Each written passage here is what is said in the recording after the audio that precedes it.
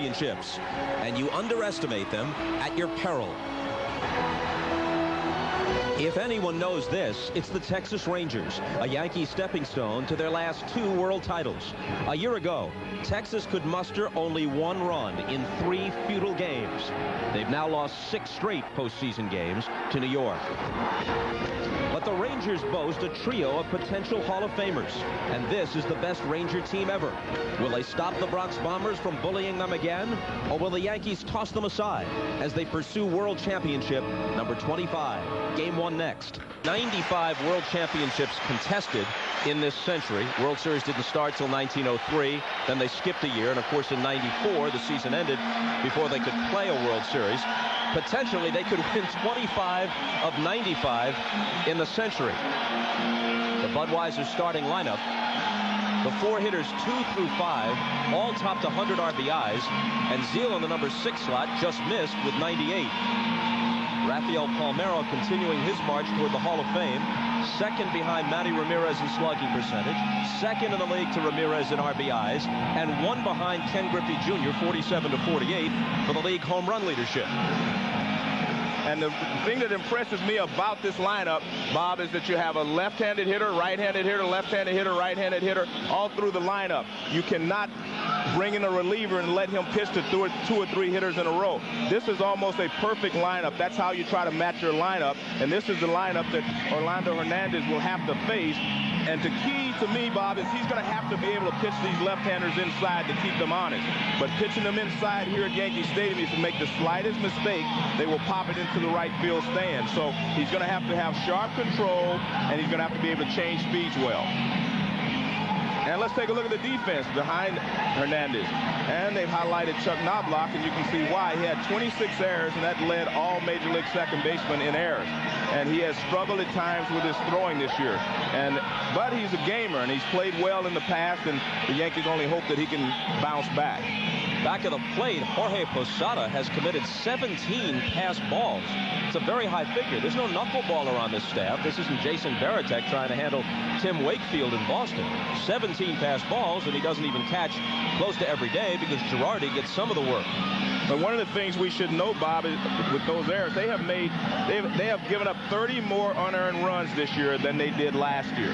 That tells you that they're not playing nearly as well defensively. But it's almost impossible to play as well as the Yankees did last year. I mean, they won more games than anybody in the history of the American League, so you can't always measure them against last year's standards.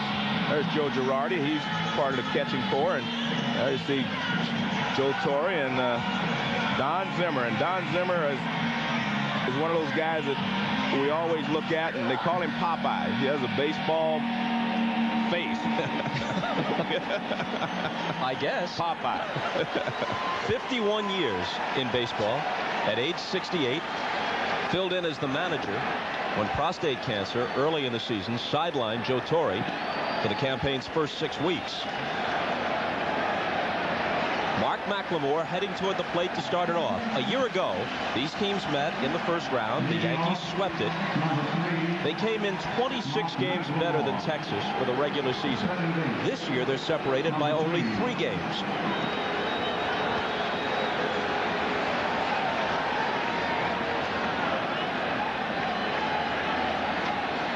Brocious in close at third.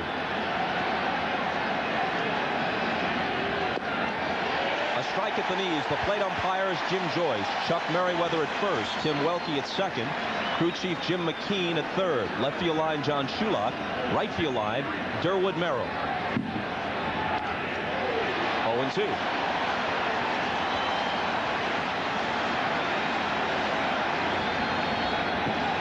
El Duque led the Yankees in innings pitched. Almost always will get you to the 7th inning and maybe through it, and then turn it over to the bullpen. A line drive to right.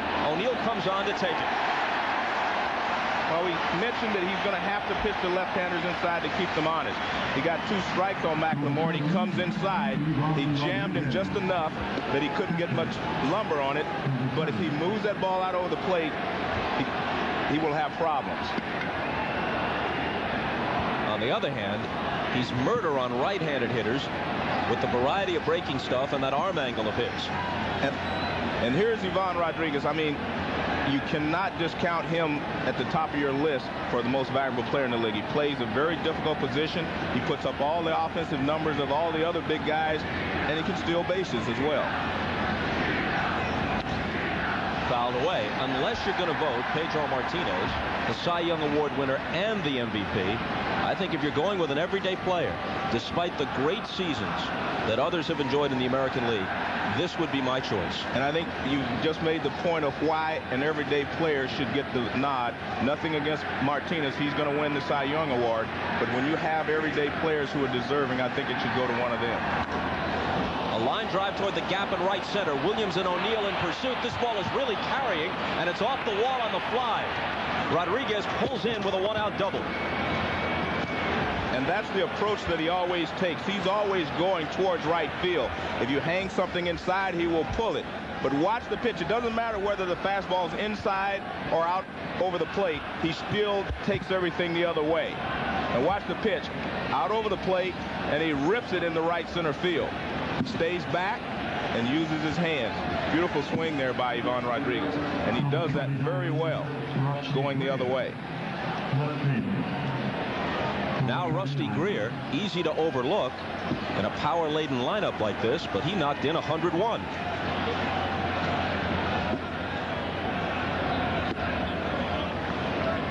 Orlando Hernandez is 1-2 lifetime against Texas, 0-1 this year. Didn't face them in the division series in '98. He was 2-0 in last year's postseason. Beat the Indians in the LCS, the Padres in the World Series.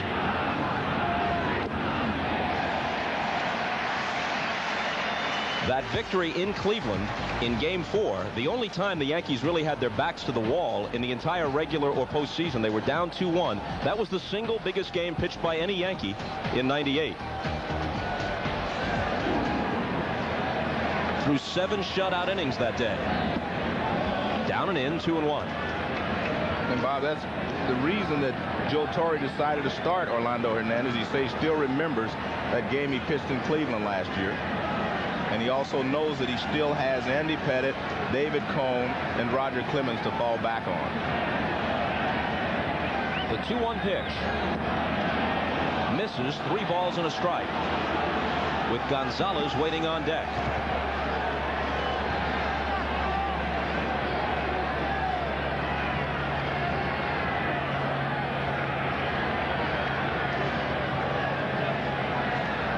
Rodriguez away from second. He doubled with 1 out.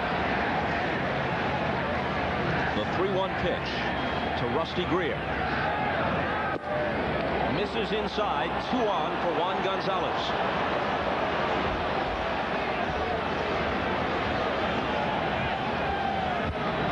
An RBI spot for a guy who's been an RBI machine. He's driven in 560 runs in the last 564 games he's played.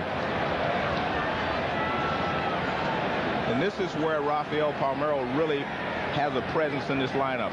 They know that if they pitch around Juan Gonzalez, they're going to have to deal with Palmeiro. And I think that helps Gonzalez to know that he doesn't have to take all the pressure when they have runners in scoring position. El Duque works to him. And gets ahead 0-1. Like everyone else in the Ranger lineup, Gonzalez was throttled last year in the Yankees' 3-game sweep. But even though Texas lost in 4 games in '96, Gonzalez just about destroyed the Yankees. He had 5 home runs in the 4 games.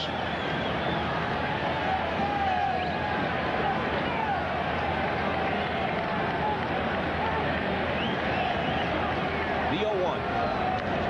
In on his hands, popped wide of first. Martinez near the railing, no play.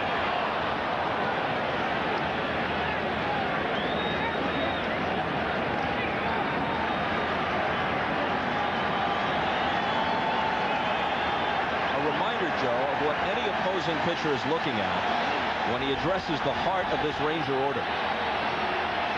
4 guys with better than 100 RBIs.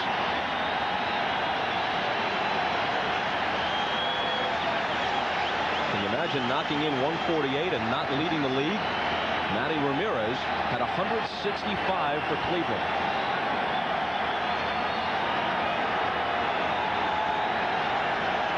The 0-2 pitch. Stopped by Posada. A ball and 2 strikes. Just watching the pattern that Hernandez is using here against Gonzalez. He wants to get him out with a breaking ball away, but you have to come inside every once in a while. He came in tight, and he got the foul pop-up. You have to establish that you will come inside, or a guy like Gonzalez will go out over the plate and hurt you on any breaking ball that is a strike.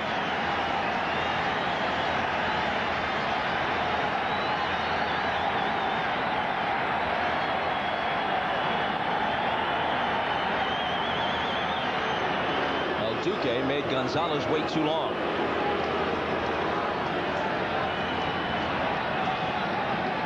Remember that Game 4 start at Cleveland? He was in deep first-inning trouble. Jim Thome launched one to right and barely missed sending it out. El Duque survived that and pitched 7 shutout innings. In trouble in the first here. Off-speed pitch misses. 2-2. One of the things you learn watching Juan Gonzalez is that he may swing at a few bad pitches early in the count, but he becomes more patient as he gets deeper into the count.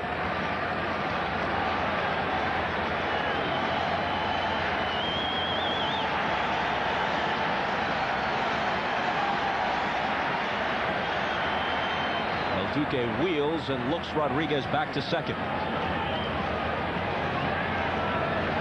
Don't see many pitchers anymore with elaborate motions. In that sense, El Duque is a throwback. And he hides the ball very well with that high leg kick.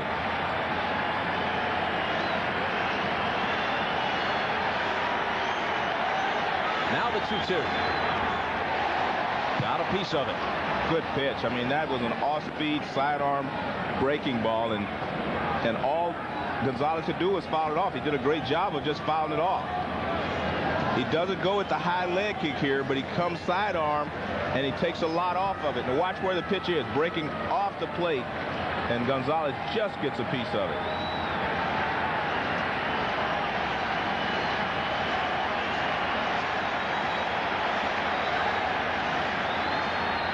Another 2-2 pitch.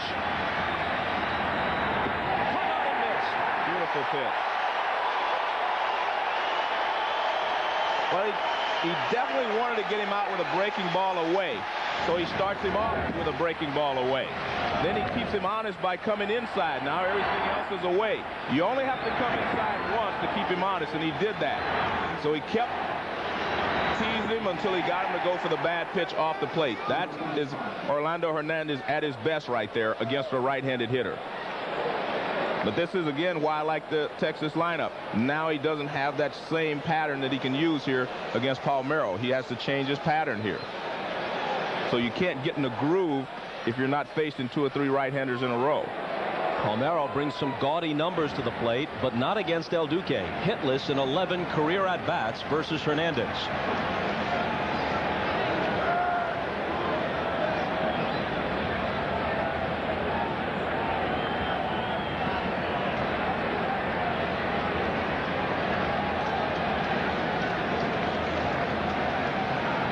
Hernandez from Villa Clara, Cuba, facing Palmeiro, born in Havana.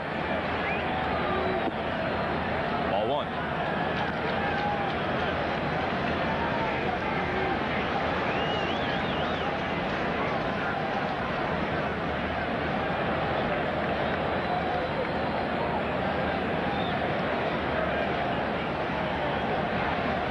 He's got Posada's sign. And his 1-0 pitch. 2-0 to Palmeiro. Todd Zeile on deck. The great thing about Palmeiro, Bob, is that he can handle any pitch, whether it be a changeup, curveball, slider, and he can hit them all out of the ballpark. So you have to always make a quality pitch, no matter what pitch you choose to throw. The hitter's pitch on 2-0. He runs it out to 3 balls and no strikes. And he definitely doesn't want to throw him a fastball. That was a 2-0 changeup after after he threw a 1-0 changeup. And there will be times in this series, this may not be the time, but where if they get Juan Gonzalez out, they will definitely pitch around Rafael Palmeiro. Palmeiro's got a green light here, I'm sure, if he sees something he likes. Definitely. It's in there. A lot of hitters do not like to swing 3-0 because they will swing at any pitch that comes up there. And again, Palmeiro doesn't have to hit cripples to be a good hitter.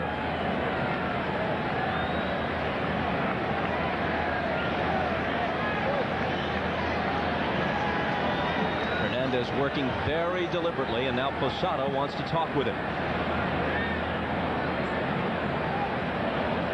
The Hernandez family has been a major presence in the last 2 baseball postseasons.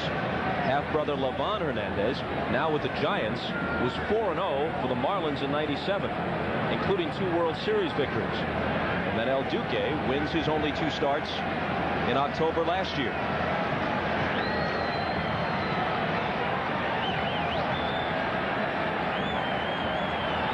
The 3-1 pitch, just off the outside corner, and the bases are loaded. And you can tell by his expression, El Duque wasn't really upset that he didn't throw a strike there. Everything's relative, so maybe he'd rather face Zeal, but Zeal for his career is a .524 hitter with the bases loaded. As you see, he has 7 career grand slams, 2 of them this year. Just the makeup of this lineup is why I think this is a much better Texas team than the Yankee pitching staff faced last year. Cuts on the first one and comes up empty. Todd Zeal is also a guy that will look for pitches early in the count, and right there he looked like he was looking for a fastball first pitch. He didn't get it. Now he will change his pattern a little bit, and he likes to shoot the ball to right center field too.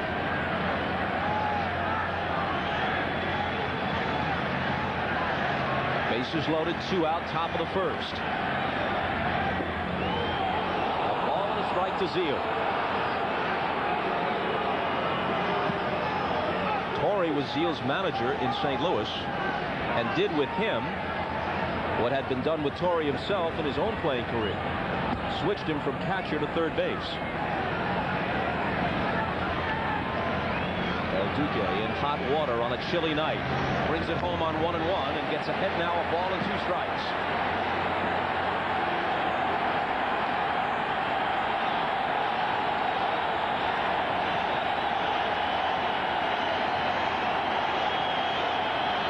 They come to their feet at Yankee Stadium. Rodriguez, Greer, and Palmeiro lead away.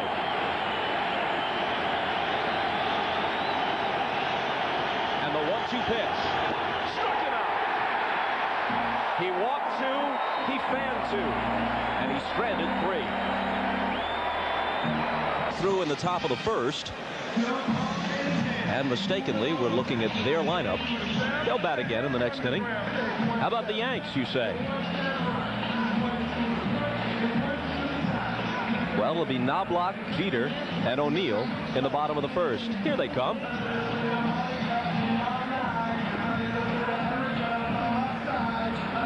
Jeter finished second behind Nomar Garcia-Parra of the Red Sox, 349 to 357 in the batting race, and led the majors with 219 hits. Like Texas, the Yankees have 4 100 RBI men. But without disparaging any of those performances, it doesn't mean what it once did. 59 major leaguers drove in 100 or more this year. 59. That has to be a record, I would assume. And there's Aaron Seeley. The difference in Seeley this year, he's always relied on his curveball when he got in trouble in the past. This year, he's using his fastball a little bit more.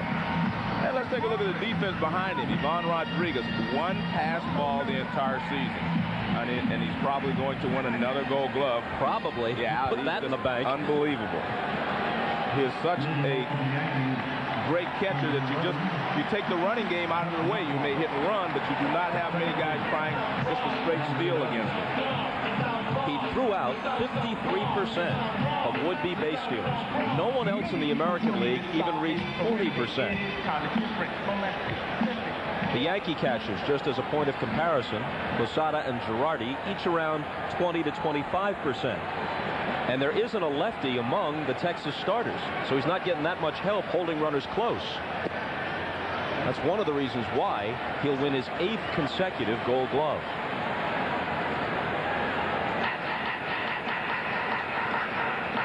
He also had 9 pickoffs. You can't rest easy. At first, second, or third, he'll fire on you. 2-0 to Knobloch. Well, Knobloch has been swinging the bat very well lately. He's been more patient at the plate. He's a very good high ball hitter, so you have to make sure you stay down, and that's what Seeley's trying to do here.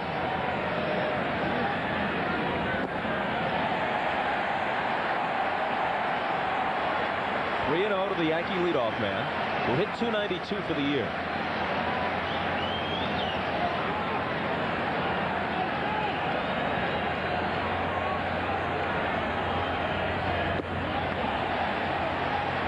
For ball 4, Knobloch wasn't certain. On 4 pitches, he walks to start the Yankee first. Well, the one thing you can't do if you're the Texas Rangers is help the Yankees. You cannot add base runners without them getting base hits. You have to make them earn everything that they're going to get. And you can see a little frustration there on Johnny Oates' face. If a guy gets a base hit, it doesn't bother him. But just do not walk hitters to give them a chance to come around and score runs.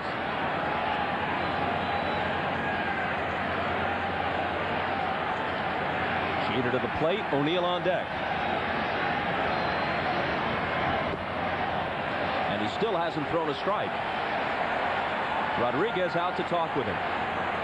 If you hear any rap on Ivan Rodriguez, some say he is not a great handler of pitchers, which is different from defensive skill. Well, I guess they have to find something wrong with him. Otherwise, he'd be perfect. I think he's just a great catcher.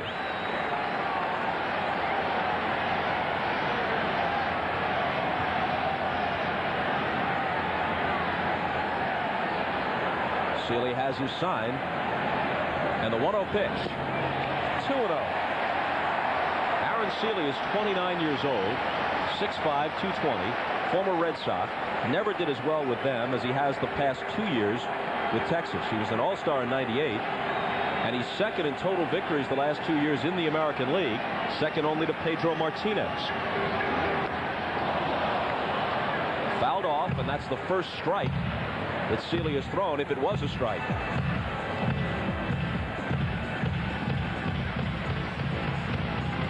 Just missed being a 20-game winner in '98. Came back to win 18 this year. 4-7 lifetime against the Yankees. 1-0 this year. Beat Roger Clemens at Yankee Stadium in June. Seeley was the loser in the series clincher for the Yankees, Game 3 at Arlington last year. That was the game that could have been played with an arc on the field. 3.5-hour rain delay. Cone and the Yankees closed them out 4-0.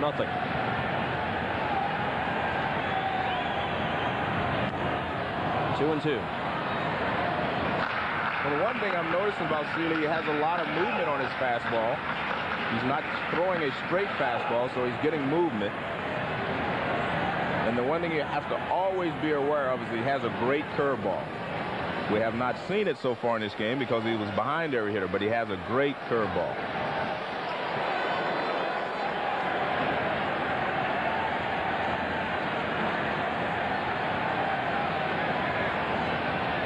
The 2-2 pitch.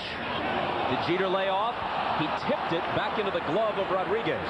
Attempted check swing, but he made contact with it, and Rodriguez held it. Well, he went with a high fastball. Jeter tries to check, but he gets a foul tip, and it's strike 3 as it's held on to by the catcher, Ivan Rodriguez.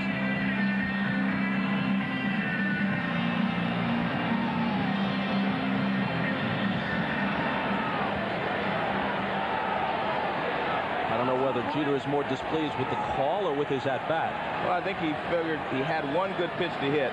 2 balls and 1 strike was a good pitch to hit, and he fouled it back. O'Neill hit .285, 19 homers, 110 runs driven in. 0-1 as a manager. Joe Torre let him manage the last game of the year at Tampa Bay, and he lost 6-2. Maybe he'll follow in the footsteps of another fiery Yankee right fielder, Lou Piniella, into the managerial ranks. Ball 1 to him.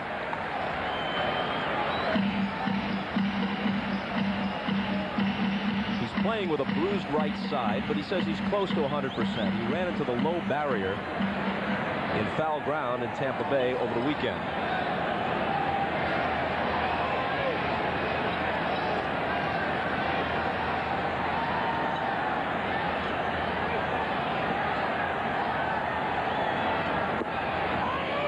For a strike. And there's the great curveball he has. And you have to use your curveball. You cannot just stand here and throw a lot of fastballs to these Yankee hitters. Here's the curveball, and look at the location.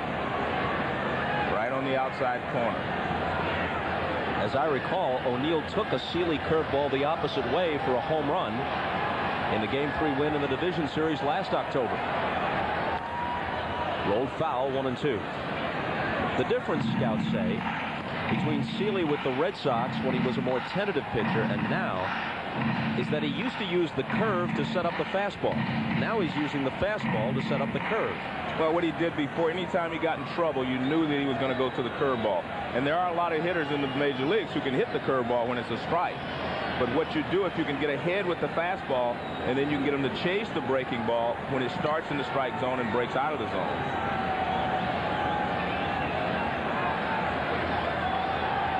The 1-2 pitch.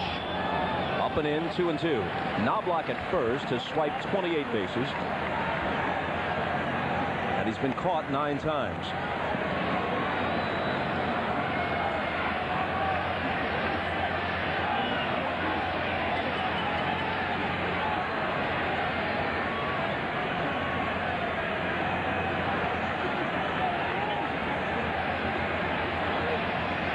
Seeley, like Hernandez, working very deliberately. There goes Knobloch. And a drive to center. Back goes Goodwin. Almost to the track to take it. And retreating to first is Knobloch with 2 down. Well, he got the fastball in just enough that O'Neill couldn't drive it out of center field. Watch where the pitch in is up a little bit and in on the hands. Right there, he doesn't get to it. And he knows right there that he didn't get it. Take a look and we'll see this pitch in on the fist on the inside part of the plate, and he jammed it.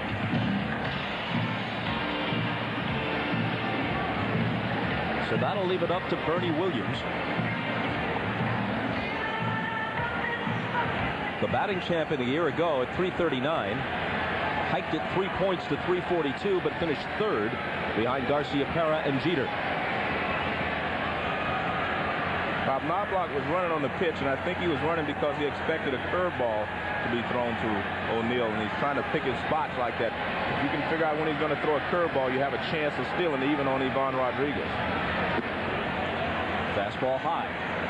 In the offseason, the Rangers, who are one of the more free-spending teams in the majors, pursued Roger Clemens and especially Randy Johnson, hoping to come up with a true ace to start a series like this. No disrespect intended towards Seeley, a very capable pitcher at 18-9, but not an ace in the sense of a Pedro Martinez, a Johnson, or the Clemens of old. There are not many of those anywhere, but I think one reason they wanted Randy Johnson as well is because you like to throw left-handers against this Yankee ball club. And it's ironic that Texas doesn't have a left-hander to start, and neither does Cleveland. So it could be interesting. There's Roger Clemens. Slated to start Game 3 in Texas.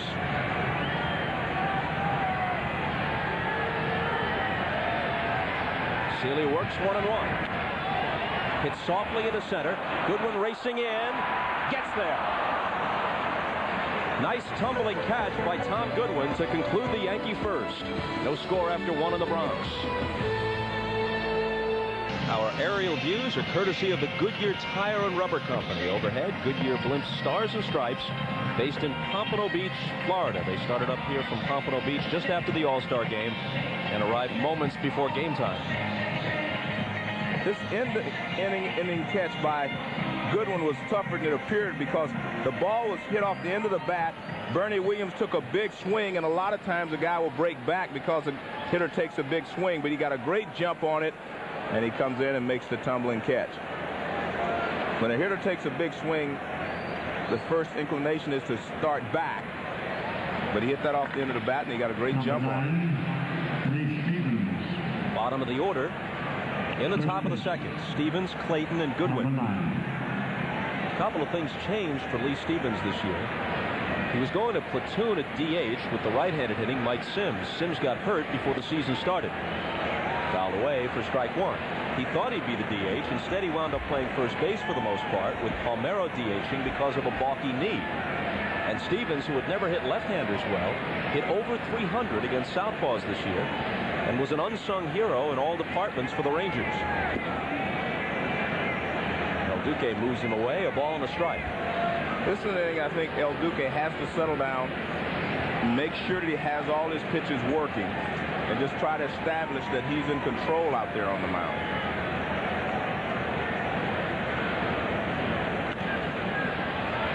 In the air down the left field line, coming over Ricky Leday, but it's in the seats. Watching El Duque work now out of a full windup with no one on base. You used to hear this said all the time. Stylish left-hander, stylish right-hander. Guys with distinctive motions. Warren Spahn, Juan Marichal, Luis Tiant, Koufax, Palmer, Drysdale. Something kids could imitate, the way they imitate a hitter's batting stance. Generally speaking, pitchers' motions are more compact these days. Squib toward third, tricky hop for Brocious, but he takes care of Stevens. But El Duque isn't just good, he's fun to watch. Yes, he is fun to watch. Very athletic, great fielder. This is the pitch, as I said, what I think is the key for him. To be able to get the fastball in on the left-handed hitters.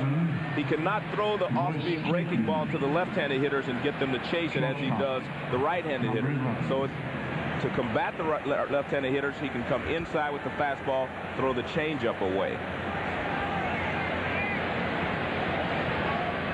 Royce Clayton to the plate. Fouls off strike one. The official story is that Orlando Hernandez will be 30 in a few days, October 11th. According to Roberto Gonzalez Echeverria, the Yale professor who wrote the definitive book about the history of Cuban baseball called The Pride of Havana, El Duque is actually 34, or will be. Well, the question is, you're going to believe El Duque or somebody else that wrote the book? In this case, I'm inclined to believe somebody else. and by the way, Echeverria is totally sympathetic to El Duque and others like him who had, in effect, their youth taken away by the system in Cuba and their earning power taken away. Why not shave a few years off if you can get away with it and extend your career now that you're making some dough in the U.S.? 2-1 the count.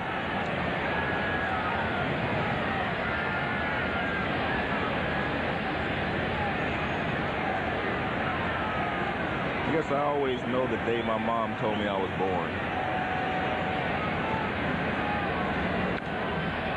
In the air to shallow right, down the line, may not be playable, and it's in the seats. Now, you never checked the birth certificate. You just took your mom's word for it, right? Well, I have seen the birth certificate, but I would take her word first, yes. And I'm sure that's what El Duque did. You know, and generally speaking, when you're 4 or 5 years old and you look in the mirror, you're not telling yourself, they tell me I'm 4 or 5, but I look like I'm 11. It doesn't work that way.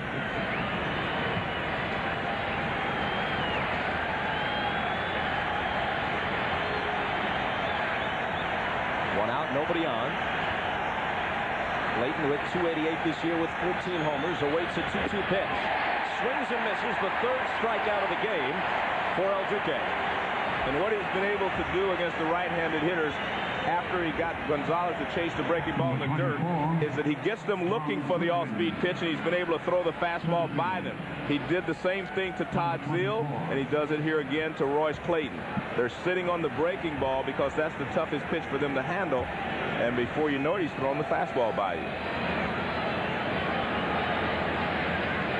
The fans keep track, and Goodwin stands in, taking ball one. A natural leadoff hitter whose on-base percentage has plummeted, so they slip him down to number 9, which a lot of American League managers regard as a second leadoff spot anyway.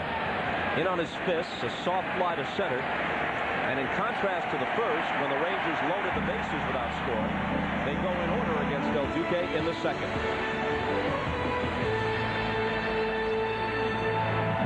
Joe, as you mentioned, a year ago, Texas actually pitched well against the Yankees and lost the 3 division series games 2-0, 3-1, and 4-0. Johnny Oates sent Todd Stottlemyre to the mound against David Wells in game 1. Stottlemyre pitched well on the short end of the 2-0 score. Then he left and went to Arizona as a free agent. And as we noted, they were unable to acquire a big-name free agent pitcher on their own, such as a Clemens or a Johnson. So now it falls to Aaron Seeley in game 1, Rick Helling game 2, and Loaiza will pitch game 3. Hard to imagine a lineup as potent as Texas's, even though they didn't have Palmeiro a year ago, hitting 141 even in a short 3-game stretch. Curve for a strike to Tino Martinez.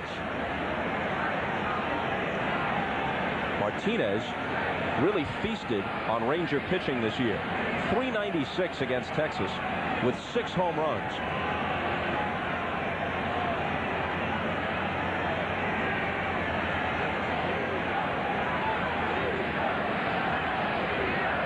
Another curve drops in at the knees. Beauty. And those are 2 different pitches, Bob. He started one on the inside part of the plate. Now he backdoors it with the curveball, starts it off the plate outside, and hits the outside corner.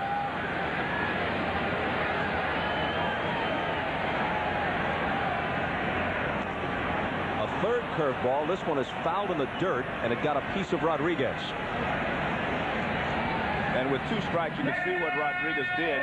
Watch Rodriguez. He puts his glove all the way on the ground. Watch it. He tells him he wants it down, and he throws it down. And that's what you want to do when you're ahead in the count. Even bounce the curveball and see if you can get him to chase it. Martinez got a piece of that one.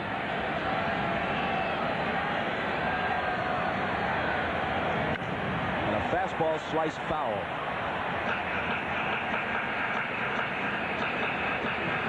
Aaron Seeley's wife, Jennifer, is at home in Seattle watching this one on television, expecting their first child any day now.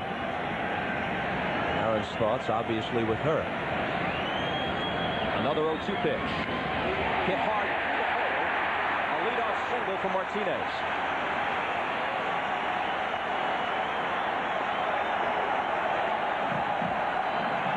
Folks, you can go in depth on every game of baseball's postseason by logging on to MSNBCSports.com. Comprehensive total casts, pitch-by-pitch updates, real-time box scores, an interactive look at each of the division series, complete with player matchups. And you can vote online for which teams you feel will advance in the postseason. MSNBCSports.com, the official website of NBC Sports. Huge ovation for Darryl Strawberry. He had only 49 at-bats after returning from a variety of problems. And Joe Torre said it was a very difficult decision for him to make, to sit Chili Davis and give Darryl Strawberry the opportunity to play. But he needed that presence of a big bat in the lineup. Just his presence causes problems for the opposing pitcher. Chili's 1-0 pitch is in there. You can see he's still feared. He got 17 walks, 49 official at-bats, 17 walks. He's still a presence. There's Chili Davis, and Joe Torre said both of them made it difficult for him because they both said, whatever you want to do, Skip. Seeley with real command. And a shaky start in the first, but he settled in. That's a very difficult pitch for a left-hander to handle. That ball starts off the plate outside, and all of a sudden it catches the outside corner. You give up on it, and it clips the outside edge. Here's the 1-2. A curveball rolled slowly to second. McLemore gets the force to Clayton. On to first. Strawberry beat it there. McLemore didn't handle the ball cleanly, and he took a little longer to get the ball to Clayton than he really wanted to. Now watch. This is a double play situation, but see, he couldn't get out of his glove properly. Then he gives the underhand toss and a nice slide there at second base by Tino. And Darrell clearly safe at first base.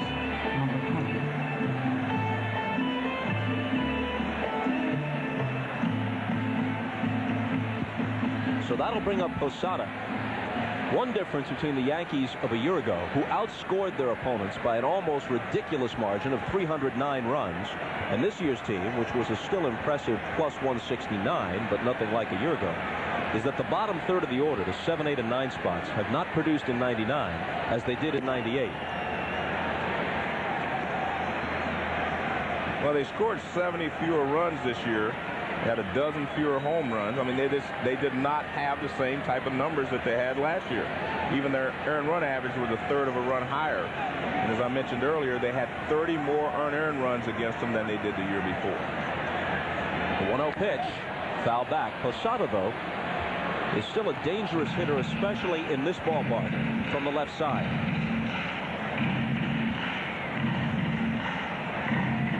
He's a switch hitter, but Joe Girardi gets a considerable number of the starts against left-handers.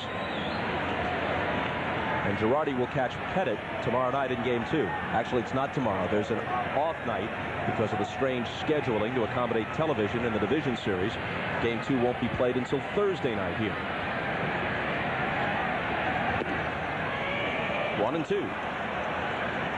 And Seeley seems to be settling in, as did El Duque here in the second inning. If you watch the location of his pitches, watching Ivan Rodriguez give him the target, and he's hitting the target. Strawberry a short lead at first. Posada lofts one to left. Greer over toward the line. And right on the chalk, he makes the catch. 2 down. Another good pitch, that backdoor curveball. Started off the plate and just came in over the outside corner. Not a lot that Posada could do with it.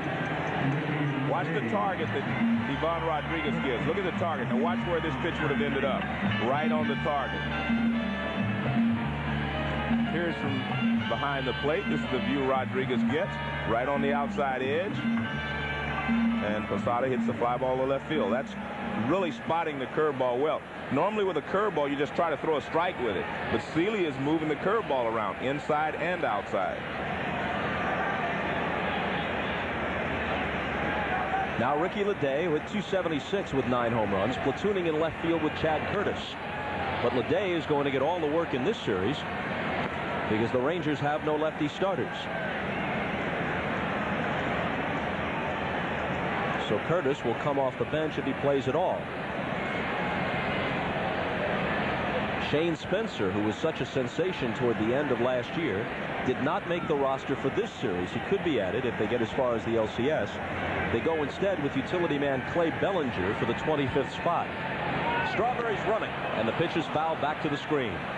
Well, what they're counting on here is Seeley getting lazy and not checking the runner at first base. And they feel like, hey, if I can get a great jump, then I'm going to be able to steal the base. Joe Torre comes out and talks to the home plate umpire, Jim Joyce. I think what he's saying is that Rodriguez is reaching out too soon and not waiting for the ball, as we see Darrell slide into second base. Rodriguez always goes forward to catch the ball, which allows him a better chance of throwing the runner out. And Joe Torre is trying to say that he interfered with Ricky Leday's swing there. Seeley's ahead of him 0-2 and misses high and away. Speaking of Shane Spencer, remember last year he was doing some kind of Joe Hardy act out of damn Yankees. There he is in uniform but not eligible in this series. He had 10 homers in his first 67 big league at-bats and then homered twice in the 3 games against Texas.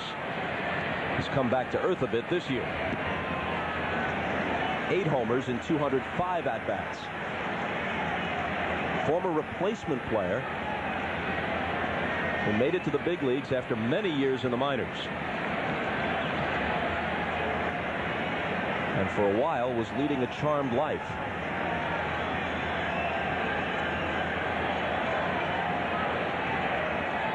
Brocious on deck if Leday reaches. Full count. Bob, you know, talking about Shane Spencer, pitchers make adjustments to you. They change how you're pitching to you when you're hitting a lot of home runs. That's why it's so almost impossible to think what Mark McGwire and Sammy Sosa did again this year, because pitchers made a lot of adjustments, tried a lot of different things with them. Strawberry goes on the 3-2 pitch, and he'll have to come back. Now, say what you want about the explosion in offense, and it has certainly gotten to the point where comparisons to even 5-6 years ago are impractical. When 45 players hit more than 30 home runs, something's out of whack. But nobody besides Sosa or McGwire hit more than 48 in either league, and these guys are up in the mid-60s for a second year in a row. Another 3-2 pitch. Line to left. Greer has to get past it, and Strawberry's going to come all the way around to score. Leday on his way to second. Straw scores. Leday stops with what has to be scored as a double, although Greer misplayed it in left. Well, Bobby clearly lost the ball in the light, and he was trying to get below the bank of lights behind the Yankee dugout. This ball is smoked to left field, but now Greer gets there, but there are a bank of lights behind the Yankees dugout. Now watch him, he will get down. See right there, he ducks his head because he lost sight of the ball. The lights got in his eyes and he lost the ball.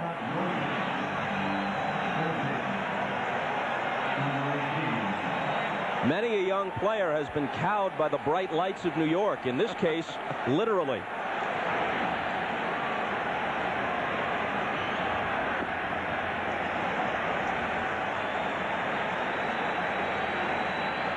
Now watch this line right now. Watch his head right there. He turns it away from the ball. He's not even looking to see where the ball is. He's just trying to protect himself.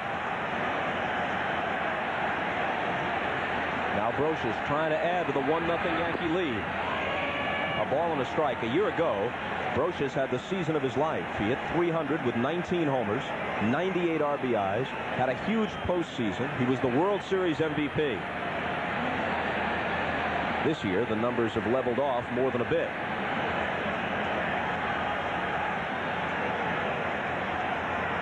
Seeley's 1-1 pitch. A called strike 2.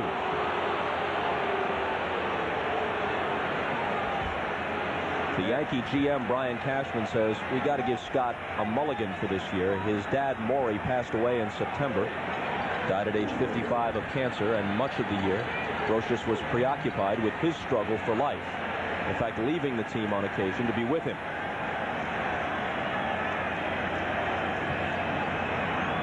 The 1-2 hit sharply, but right at McLemore. The Yankees settle for 1 in the second. And after 2 at Yankee Stadium. New York 1, Texas nothing.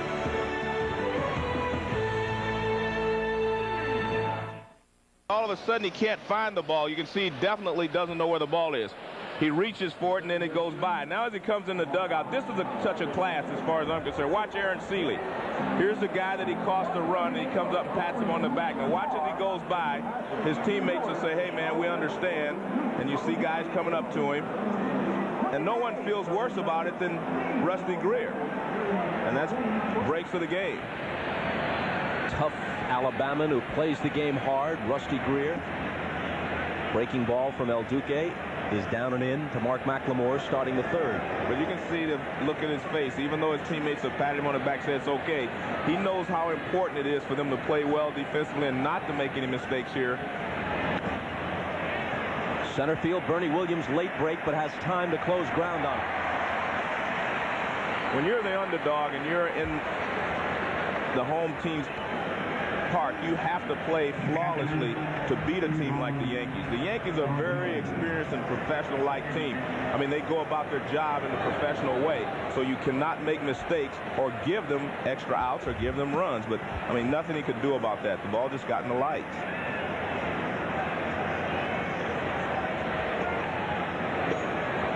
Greer now on deck as Rodriguez bats with one out on the third. He doubled off the right field wall in his first at-bat.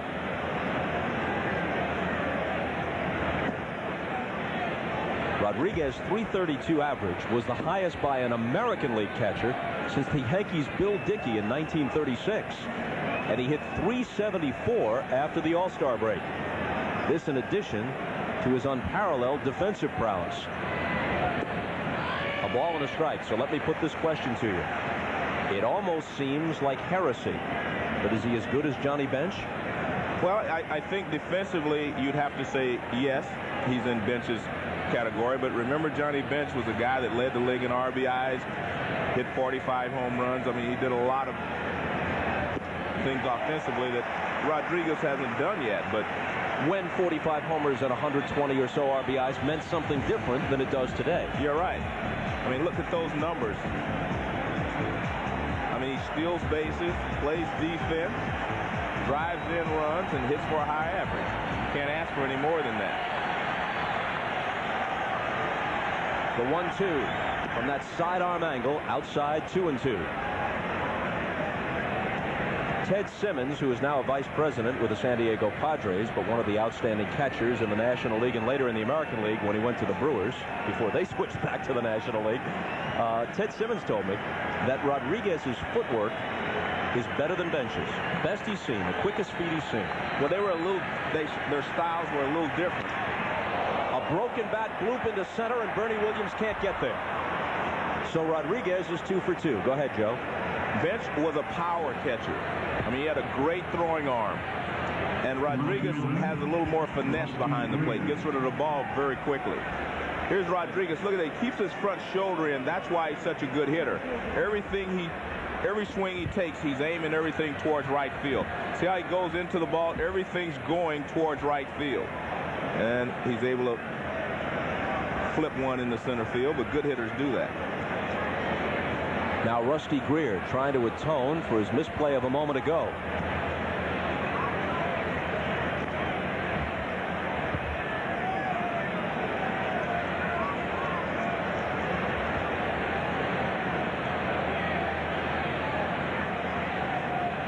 Juan Gonzalez will be next. The 1-0 pitch is high. We'll see if Rodriguez tries to steal a base here.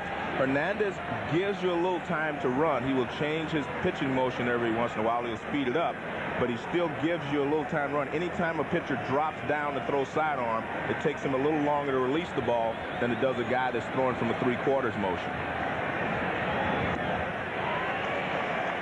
2 balls and a strike to Rusty Greer. Rodriguez at first, uncommonly fast for a catcher, stole 25 and was caught 12 times.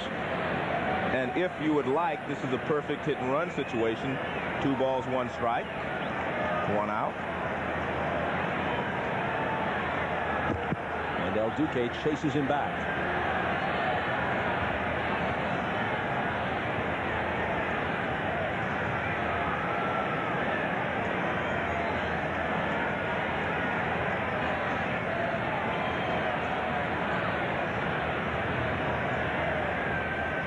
Rodriguez goes. Here's Posada's throw. Rodriguez steals it. The ball skips into center. Rodriguez thinks better of trying to advance. Good job by Bernie Williams to backing up that play, because otherwise he would have gone to third. But this is what Rodriguez can give you that other catchers can't. He gets a good jump, and the throw is not a good throw, but I'm not sure he would have had him anyway. You see he's in there before the ball gets there. But he jumps up, and he can't go any further because of Bernie Williams. Here's the throw by Posada. He throws it low, but you can see that Rodriguez was there, and he wisely holds up because Bernie Williams is right on top of the play.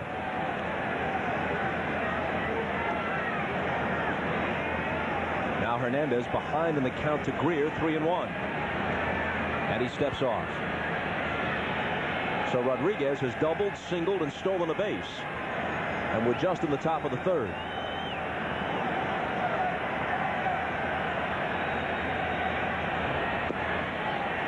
And Greer walks for the second straight time. Coming up on NBC. NBC Wednesday, when a terrorist attacks, the president strikes back. We come back with total disaster. The West Wing Wednesday. That's what you want, a chief executive who's a man of decisive action. West Wing, a new addition to the NBC lineup Wednesdays. Hernandez has walked 3, struck out 3. Gonzalez could get the Rangers 3 with 1 swing. 2 on, 1 out. Off-speed breaking pitch and a beauty for strike 1. Juan Gonzalez uses the entire field, but he has more power to left field, of course, because he's such a strong hitter, but he can't hit the ball out in any direction.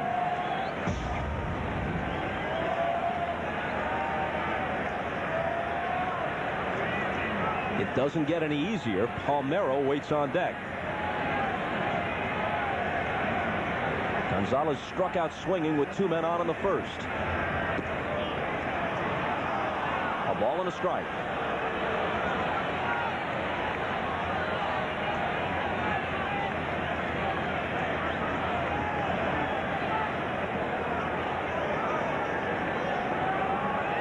Earlier today, Houston got the jump on the Braves. Reynolds beat Maddox 6-1. Caminiti had a homer. They go up 1-0 in the series. Later tonight in Arizona, the Mets survived a wild final weekend in the 1-game playoff with Cincinnati. Open against Randy Johnson and the Diamondbacks.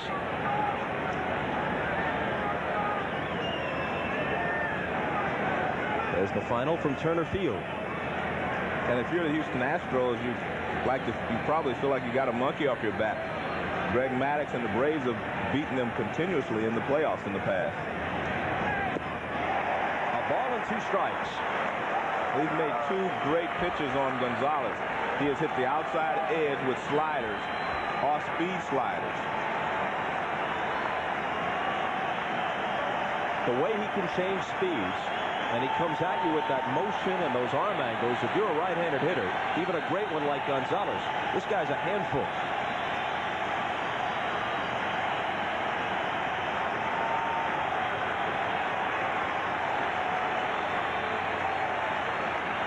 And the 1-2.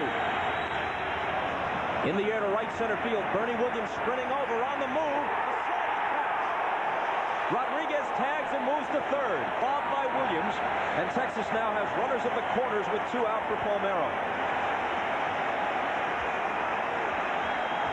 And that was a great play by Bernie Williams. When this ball was first hit, I thought it was in the gap. Williams gets a great jump on it. And what he does perfectly here is he cuts the angle off. He didn't circle it, and he gets there and he makes the catch. I mean, you can see that he's going all out. I'm going to catch this baseball. He wasn't even worried about where Paul O'Neill was. He made up his mind he was going to make the catch, and he did.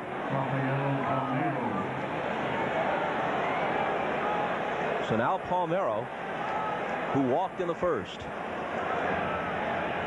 Gold Glove winner as a first baseman each of the last 2 seasons. But the DH because of a bad knee, with Stevens doing most of the work at first in '99.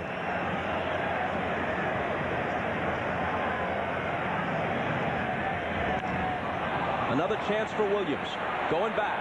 Ball carrying, but not far enough. He'll take it to end it. The Rangers threaten, but don't score. They lead 2 and still trail 1-0. And so forth, a lot of the things that you said. Were you intentionally funny, or did it just come out? It just came out to me. I really don't know I said them all. I really didn't. It just comes out to me. That's it. Yogi, great to see everybody's happy. All Yankee fans and baseball fans to see you back in the stadium. All right, thank you very much. Bob, back to you. And Chuck Knobloch spanks one to left for a leadoff hit in the Yankee third. That was a pretty good curveball from Seeley, and Knobloch just went down and got it and ripped it to left field for a base hit. Now watch the location. It's down, which is what you want with a curveball. Look at that. I mean, that's a pretty good pitch. and you have to give him credit. This is good hitting. Here's a breaking ball, and he rips it to left field. Great to see Yogi, though. Yes, it is. I mean, Yogi's one of my special friends. We go away and play golf together in the winter. Now, the Yankees lost Joe DiMaggio and Catfish Hunter this year, but they welcomed Yogi back after a 14-year estrangement. He and Mr. Steinbrenner patched it up. I don't think Yogi has to wonder. He's going to make that all-century team. According to the balloting I've seen, he finishes second in the fan voting for the all-century team at the catcher spot, behind Johnny Bench, your old teammate. They'll make the official announcement in a few days and introduce the team at the World Series. Strike one to Jeter, who struck out in the first. The Yankees have put the leadoff man on in all 3 innings so far. Speaking of DiMaggio, the number 5, of course, is in honor of the late Yankee Clipper.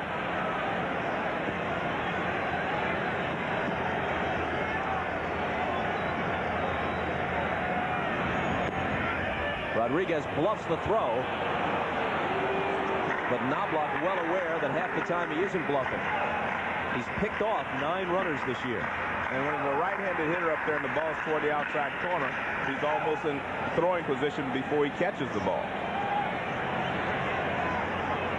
That's that footwork Ted Simmons was talking about. He does have great footwork.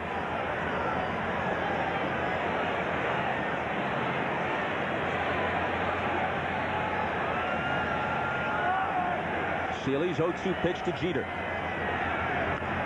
He reaches for it, rolls it slowly and foul towards Zio.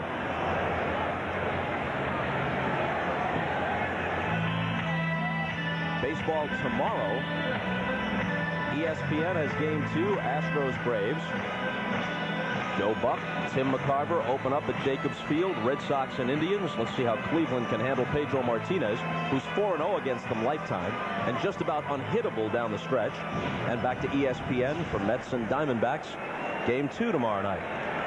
Not only is Martinez 23-4, but he has a closing kick this year reminiscent of Orel Hershiser in 1988. Going into the postseason, just about unhittable. Still 0-2. One thing I've noticed, Seeley is making a lot of quality pitches, Bob, but he's not able to put the hitters away. I mean, he only has 1 strikeout, and he has such a great curveball. You would think that he would be able to strike out more hitters than he's striking out in this ballgame.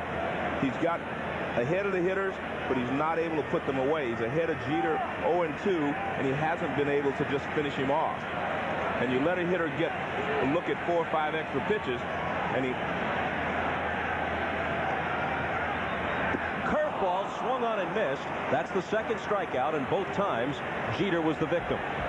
And that's what I'm expressing. He should be able to change speeds on his curveball and get more strikeouts. Fastball on the outside corner for a strike. Another fastball on the corner for strike 2. Good curveball. Jeter spoils it. Fastball he fouls away, and here's that great curveball. That's the pitch that I say that he should have more strikeouts with, simply because there's such a sharp downward break on it, and he changes speeds on it so well. But he's only been able to strike Jeter out with it so far in this ballgame. Now O'Neill, who flied the deep center in the first. O'Neill is 36 years old. Since coming over from the Reds, he's been an important part of contending teams and world championship teams with the Yankees. But at age 36, he may not have many more seasons remaining as the Yankees starting right fielder. This is a team obviously with money to spend. And there's talk of Sean Green, the terrific young outfielder for the Blue Jays, who becomes a free agent after next season, and that the Yankees might be interested in him. The 1-0 pitch. 2 balls and no strikes. This is the first year that O'Neill has not hit 300 since he came to the Yankees. But he still drove in 100 runs, so he's still a very productive outfielder. But I understand your point. He's probably seen his best years. He closed with a rush. 31 RBIs for Joe Torre in the month of September.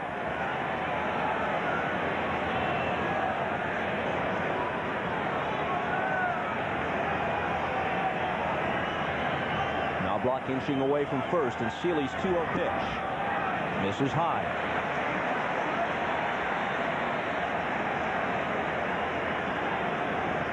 Bernie Williams awaiting his turn, and Tino Martinez would follow him. But don't be surprised if Joe Torre doesn't let Paul O'Neill hit 3-0 here. Paul O'Neill is a master at working himself into a hitter's count, and he has done that here in the bottom of the third inning.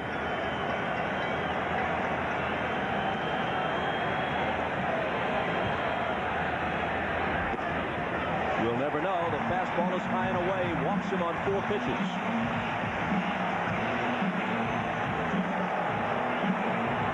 Second walk issued by Seeley.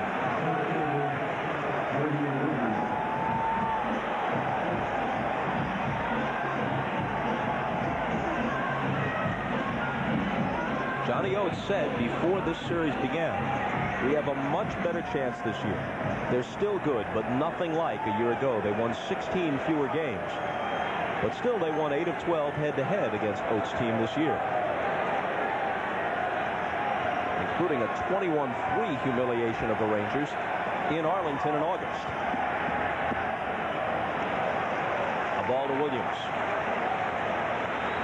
And they always have that experience factor. They know how to win and play in big games. Plus, coming to Yankee Stadium, especially in the postseason, is no picnic for visitors. The atmosphere here can be more than raucous. It can be brutal.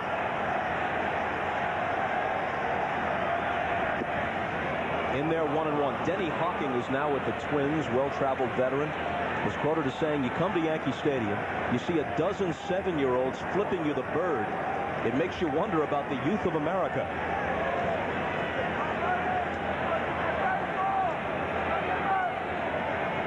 Those are the words of Denny Hawking, who can be reached in care of the Minnesota Twins rather than 30 Rockefeller Plaza, headquarters of NBC.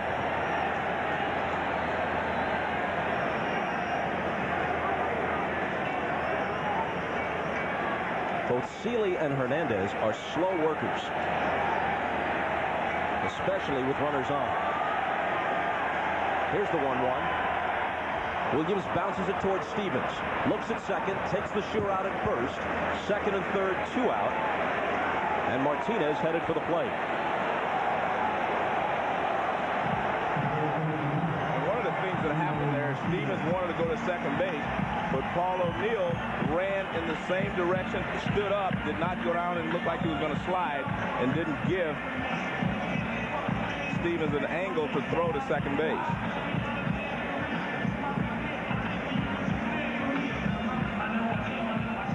Here's Dick Bosman, the pitching coach, visiting the mound. Now watch this play. Stevens wants to go to second base. See, Paul O'Neill doesn't get a great start. But when he looks down there, all he can see is Paul O'Neill's back, so he decides I better take the sure out at first base. And here's O'Neill. He's right between Stevens and Royce Clayton.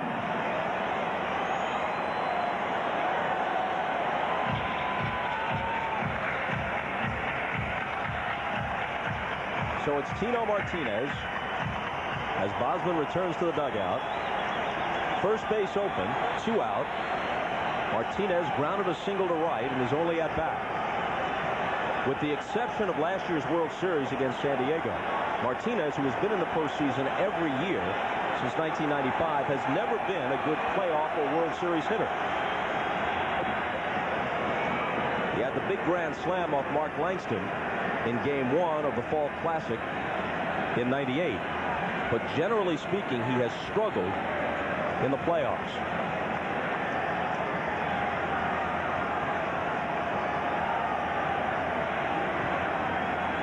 Here's the 0-1.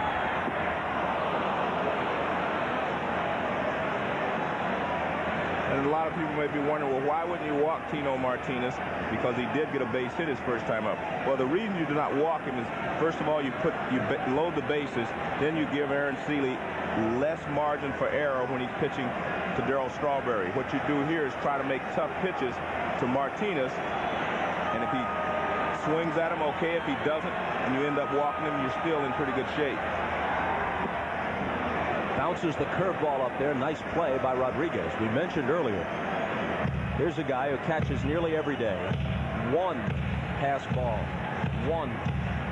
but he also gives you the luxury, if you're a pitcher, to be able to throw your best pitch in this situation with a runner at third base. You know that he's going to block the pitch. A lot of times with catchers, that takes away their sharp breaking curveball or their slider in the dirt. That doesn't happen when you have a guy like Rodriguez behind the plate. Yeah, it isn't just the pass balls charged, it's the wild pitches prevented. Correct. For example, that one certainly wouldn't have been a pass ball. The pitch a moment ago, he prevented a wild pitch. 2-2.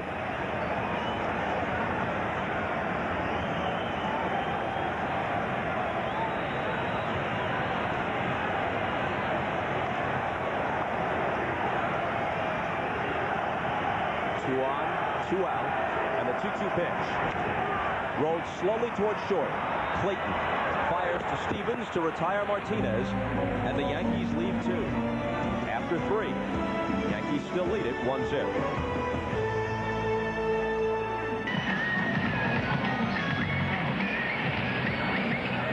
On the right is the president of the Sydney Olympic Organizing Committee, Michael Knight, seated with NBC's Dick Ebersol and explaining to him why baseball is fine but not nearly as fascinating as cricket. You ever been to a cricket match, Joe? No, they can last for days, though. I know days. And every moment of it more confusing than the first.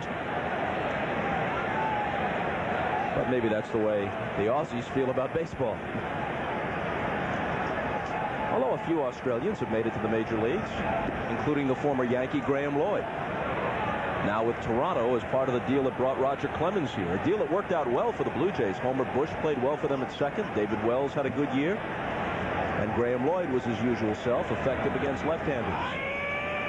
A ball and a strike to Todd Zeile, starting the Texas fourth against Orlando Hernandez. The Yankees lead it 1-0.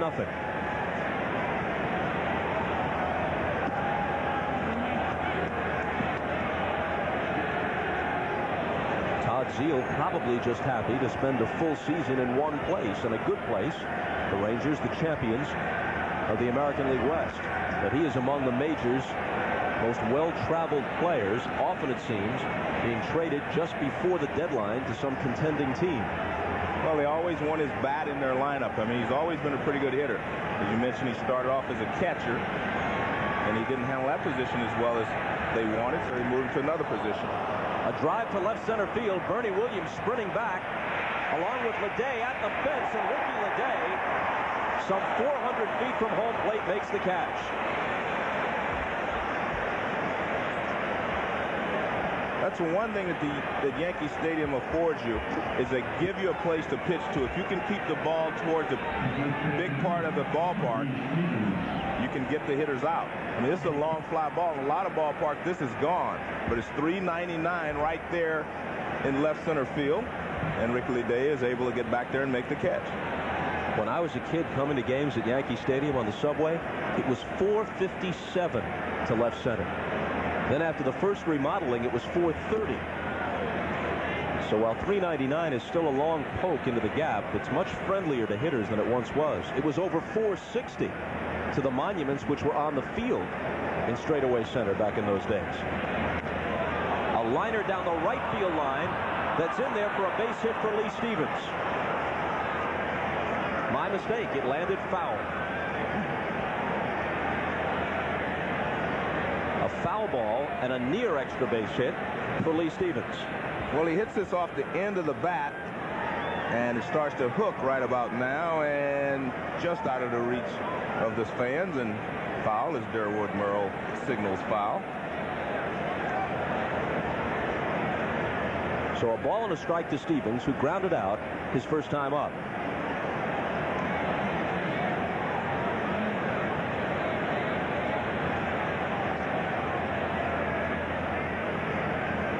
The last few hitters have hit the ball pretty hard against LDK. Well, neither pitcher is establishing that he's in command out there on the mound. We've only had one 1-2-3 inning. That was El Duque in the top of the second inning.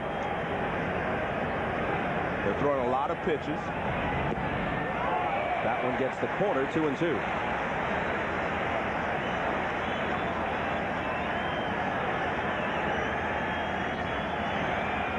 Aaron Seeley trailing 1-0 because of a ball misplayed in left by Rusty Greer. Yankees got their run in the second. Down goes Stevens. Fourth strikeout for Hernandez. This Sunday at 4 Eastern, NBC continues its coverage of the inaugural Gravity Games. Things got controversial on the stand-up skateboard in last week's show, with most competitors crashing into the hay bales. I hate when that happens. What'll happen this week when the even quicker street lugers tackle a treacherous course? The Gravity Games, Sunday at 4 Eastern, only on NBC. You ever done any color commentary on street luge, Joe? No, Bob. A succinct answer.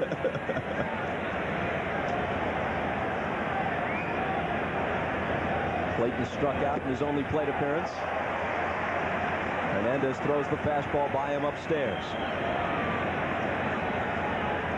Andy Pettit will start game 2 on Thursday night here. If there is a game 4 in Texas, they'll give the ball to David Cone.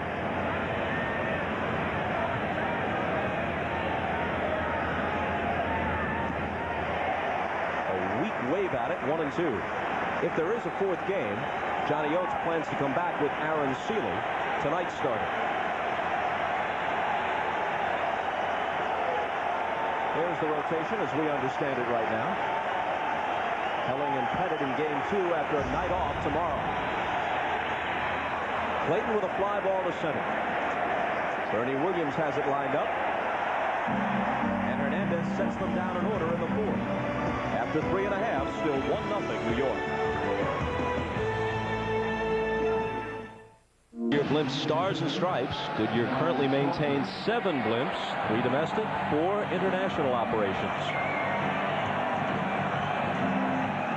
Empire State Building, World Trade Center, and the DE Building, our headquarters in Midtown Manhattan. Darryl Strawberry takes strike 1 as he leads it off in the Yankee 4th.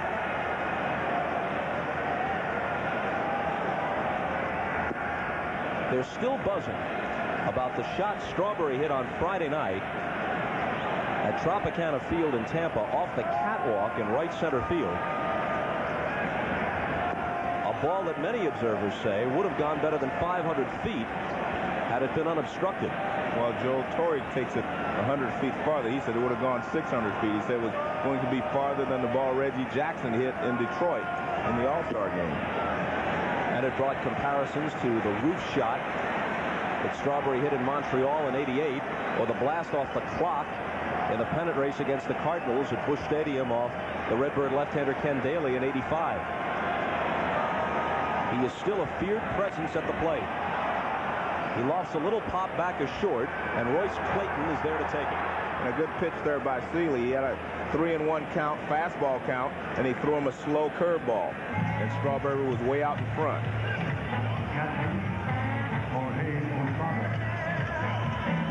So Straw is now 0 for 2. And Seeley will work to Posada.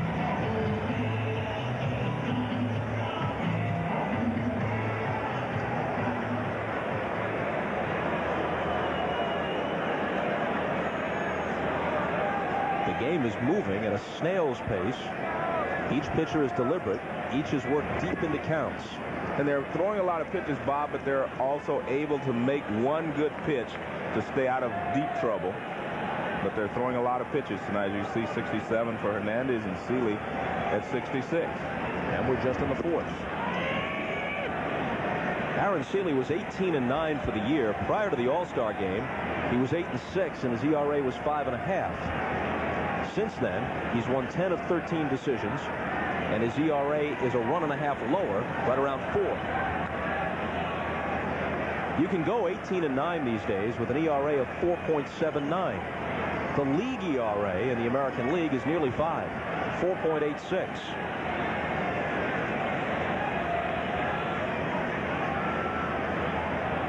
Here's the 1-2. Floats outside. One of the great pitching performances of the year was Pedro Estacio in Colorado. He won 17 ball games and with a 5.06 earned run average, but that is great. I mean, pitching in a place like Colorado. In that ballpark, yeah, for sure.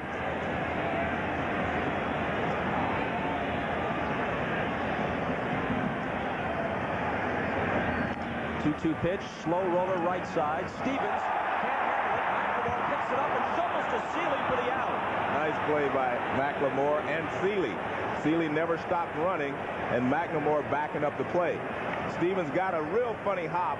He gets on the in-between hop. He probably should have just stayed back and waited for it. He do not have a fast runner in Posada. Now watch right here. Stay back, let it bounce one more time, but he gets the in-between hop. Here comes McLemore, and he makes a nice play. The seldom seen 3-4-1. Yeah, 3-4-1. He gets an assist off the heel of his glove. Now McLemore continues on, and so does Seeley. They never gave up on the play. Chuck Merriweather calling him out at first base. And now Ricky Leday, who has the game's only RBI. A liner to left that Rusty Greer lost in the lights as it sailed over his head.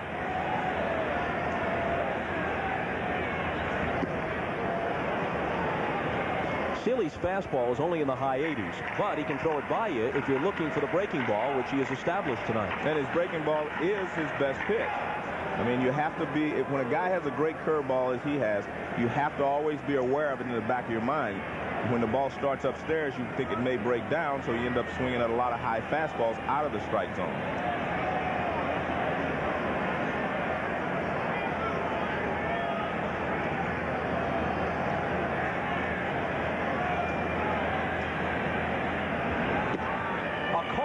Three. Third strikeout for Aaron Seeley. Fourth inning in the books. Still 1-0 New York. As we head for the fifth, while there have been some balls hit sharply against El Duque, Ivan Rodriguez has the only 2 Texas base hits. The rest of the team is a combined 0 for 12.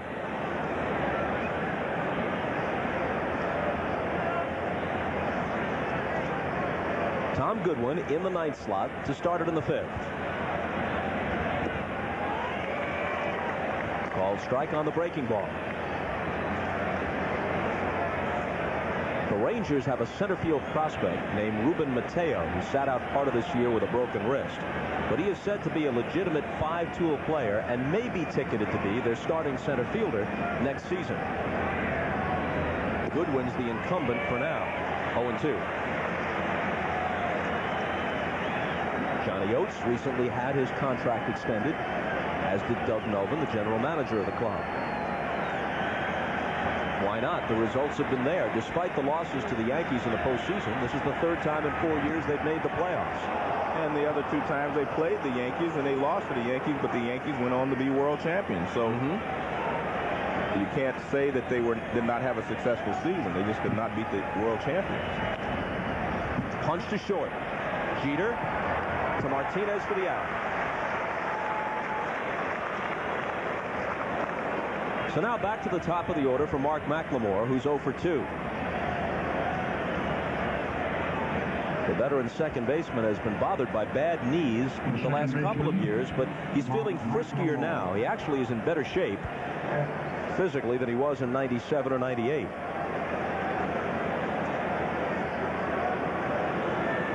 And he filled that spot for them at the top of the order when Goodwin's on-base percentage plummeted and they had to move him down to the bottom. One of the things that makes El Duque tough is he throws from so many different angles, whether you're right-handed or left-handed. He started Goodwin off with an overhand curveball. Now he drops down and throws a sidearm fastball to McLemore, leading off this at-bat.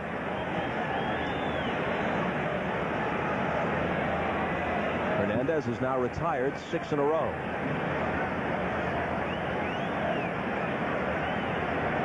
Out of that scissor kick windup, his 1-1 pitch misses. And this ball game begs for someone to take control, because both of these pitchers are, as I said, thrown lots of pitches. They struggle, but they have been able to come up with the big pitch when they've needed it. But you have to show some control out there. Show that you're in command. That'll give your team a boost. And El Duque's trying to do that. As you mentioned, he's had 4 straight hitters he's retired. Well, more than that. 6.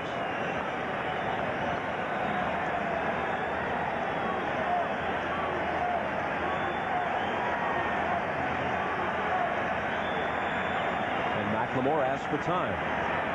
And Bob, both teams have had runners in scoring position, just have not been able to pick them up. Texas is 0 for 4, and New York is 0 for 3.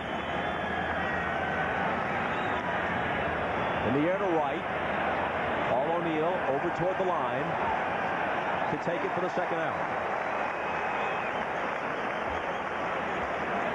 Now Friday night, NBC comes back with Game 3 of the National League Division Series between the Diamondbacks and the Mets, which opens tonight in Arizona. So we don't have to get on a plane. Just camp in New York for the rest of the week and slide over to Shea on Friday. Speak for yourself. Yeah, what do you mean we? Yeah, right. That's right. Yeah. You're doing double duty. Yeah, I'll be in Atlanta tomorrow.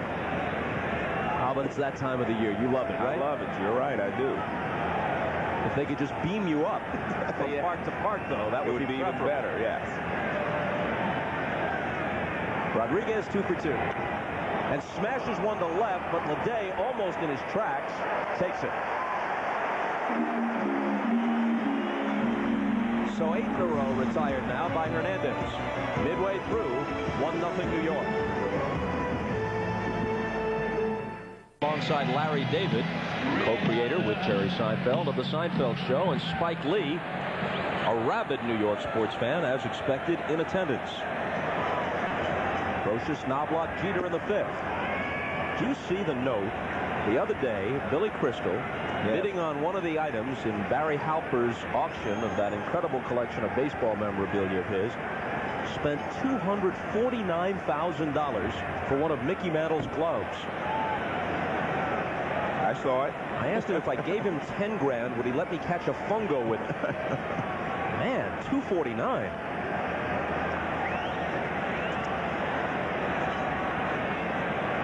I think my first glove actually cost $2.49 at Woolworths. Not more than that, not much more, I'll tell you. Get a baseball glove when I was a kid for a good glove for 15 bucks. Yeah, 10 to 15. Of course, Mantle hadn't used it. Zeal, who committed 25 errors this year, makes the play and throws Brocious out. The left side of the Ranger infield has been rather porous. Both Clayton and Zeal charged with 25 errors this year. And we talked about how good the New York Mets infield is. Alfonso and Ordonez made 9 errors between them. Well, here's Knobloch, a Gold Glove winner with the Twins in '97, who led Major League second baseman in errors this year with 26. As a former second baseman, how do you explain his decline? Well, he won a Gold Glove the year before he came to New York. And I don't understand it. I've never seen him have problems throwing until the last couple of years.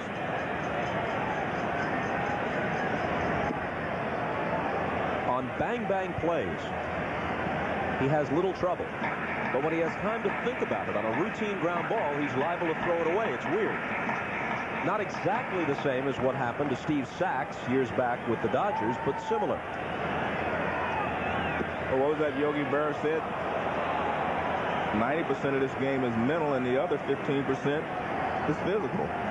So I would say that it's more obviously a mental problem than anything else. When you have time to think about it, you think about the problems that you have, and you think that, well, I can throw this away. Check swing foul, 2-2. On a bang-bang play, on a double play, you just have to get it and get rid of it. That wound up in the Yankee dugout and got a piece of somebody. And obviously we can't tell who just yet. We're told that it's Don Zimmer, the 68-year-old Yankee bench coach and Tory confidant, who is not as spry as he once was and couldn't get out of the way of that ball as it sliced into the dugout. It is definitely Zimmer.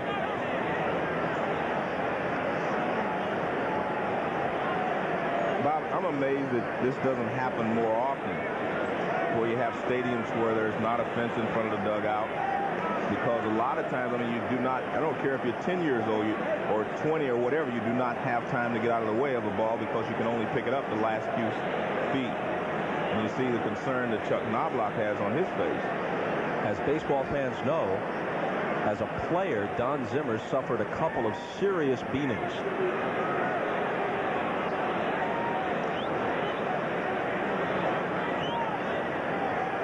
The expression on Joe Torre's face speaks volumes. This is one of his closest friends. Obviously, our view is obscured as yours is, and we're not going to speculate about what might have happened, except we can confirm that the ball hit Don Zimmer.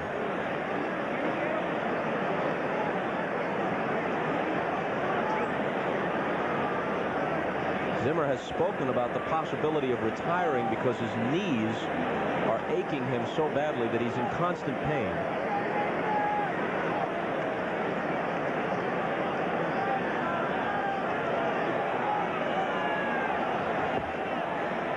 Holding an ice bag, it appears, to the side of his head.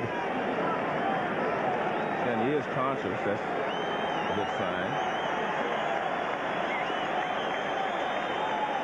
In the area behind his left ear.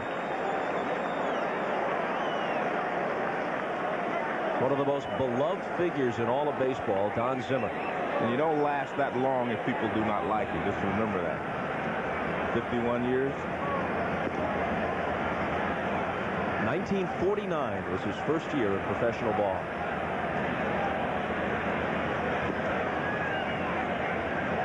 There's a man who's dealt with his share of adversity. Death of his older brother Rocco, serious illness of his brother Frank, his own battle with prostate cancer. But he said it makes him really appreciate life a lot better now that he's gone through all these things, and he realized that baseball is what it is, a game. It's not a life and death situation.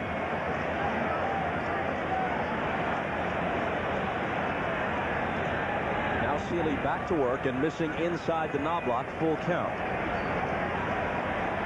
Jim Gray will get on top of this situation for us. Torre with Stottlemyre. We'll get a report on Zimmer's condition as soon as we possibly can. Now the payoff. Bounce to the left side. It comes up nicely for Clayton, who throws Knobloch out. 2 down in the New York 5th. And that'll bring up Jeter.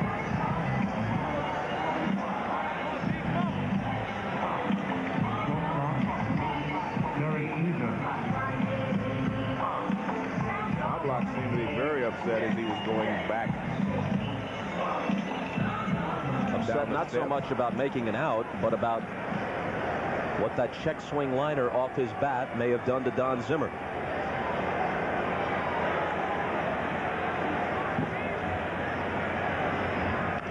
First one to Jeter, rolled foul. He has struck out in his only 2 at-bats against Seeley tonight.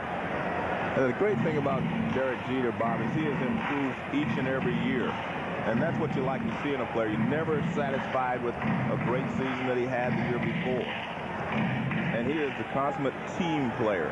I mean, he only thinks about the team. He says he doesn't care about MVPs. He doesn't care about batting championships. All he cares about is the rings that he helps win with his ball club. He's got 2 of them already, so let me put you on the spot. Jeter, Garcia-Parra, Alex Rodriguez, your choice. Just flip a coin. I think it's very difficult. Depends on the team you're on. Depends on where you're playing. Alex Rodriguez, of course, has more power. Garcia-Parra, perfect in Boston. Derek Jeter, perfect here. So, I mean, just a matter of where you're playing. The UN isn't far from here. You have a job waiting for you as a diplomat. Well, I mean, I don't know if you can choose between them. It's very difficult. Of course, Alex Rodriguez has more power than either one.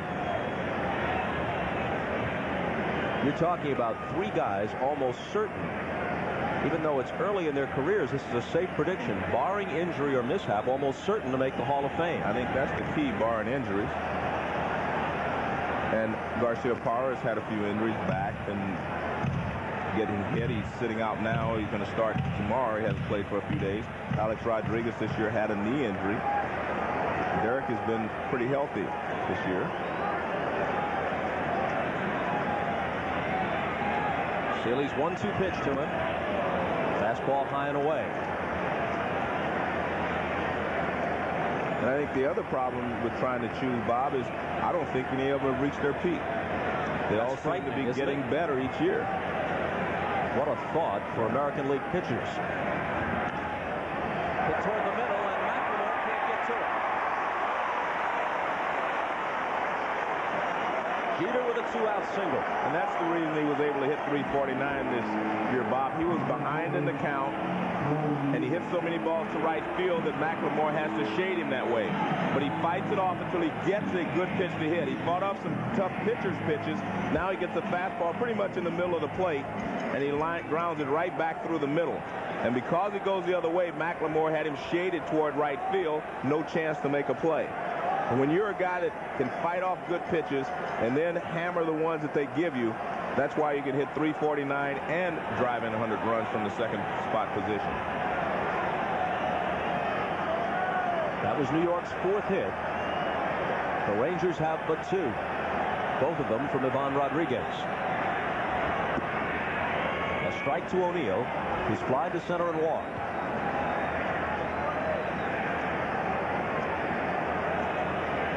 We're only in the 5th, and this game is creeping up on 2 hours long already. And I underline creeping. Far different ball game than what I saw last night in Cincinnati with the Mets and the Reds.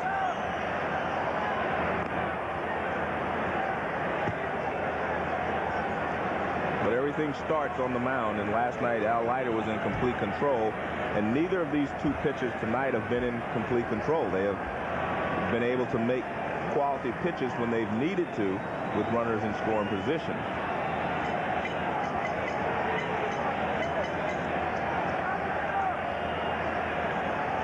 Seeley's 0-1 pitch to O'Neill. Tapped foul at the plate. You see, Ivan Rodriguez took his bare hand, tried to flip it in front of the plate, hoping that Jim Joyce wouldn't see that. Watch this. This is interesting. The ball. Now watch the ball in fair territory. He tried to bump it out there. Watch his right hand. Look at that. He just bumps it out there. Tries to trick him, but Jim Joyce says no way. A wily move. Yeah. If he picks it up, you know it's foul, but he bounces it out in front as if it's a fair baseball. Not only does he have quick feet, he's got quick hands. And a quick thinker. The 0-2. This is away. You told me last year after that controversial play at first base where Travis Fryman of the Indians had the ball strike him and Knobloch thought it was interference, that Johnny Bench was so quick and so accurate that he used to purposely throw a ball into the back of a guy who had bunted or squibbed one in front of the plate in order to get interference called and return a runner from first who was on his way to second back to first base. He did it quite often on bunt plays. That's when he did it mostly, to move the runner back to first base. A chopper that is into right field. Jeter on his way to third. They'll have no play on him. Runners at the corners with 2 out. And we've talked about Seeley and Hernandez being able to make quality pitches when they're in trouble. This is not one of his better pitches. You have first base open. You do not want to give Paul O'Neill anything he can pull into that hole over there. You have a guy being held at first, and there's a breaking ball inside, and you'll see Stevens has no chance because he's holding Jeter on at first, and McLemore is shading him up the middle. Big hole on the right side. You try to keep the ball away as he did the first 2 pitches.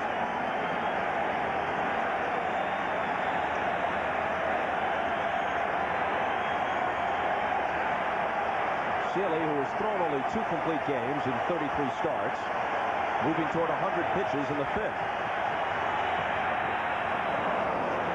Fouled off by Williams, who has stranded 3 hitters in his 3 runners rather, in his 2 at-bats so far tonight. And then this inning is the first inning in the entire ball game where he's been hanging the curveball. He's been able to keep the curveball down, but we see no one throwing in the Texas bullpen. He's been able to keep the curveball down most of the night, and as well as his fastball. The 2 pitches here, one to O'Neill and one here to Bernie Williams, have been up in the strike zone. The whole idea for Texas all season long, with Jeter at third and O'Neill at first, has been to get through the 6th with a lead or at least staying close. They have a deep bullpen, and then they try to get to Wetland to finish it. That one's in there, 0-2. Well, there's the pitch that he's made a lot of hay on tonight. I mean, he's made some quality pitches with this backdoor curveball. And again, if most of the left-handed hitters are going to give up on it. See, it starts way outside, then it breaks right over the outside corner.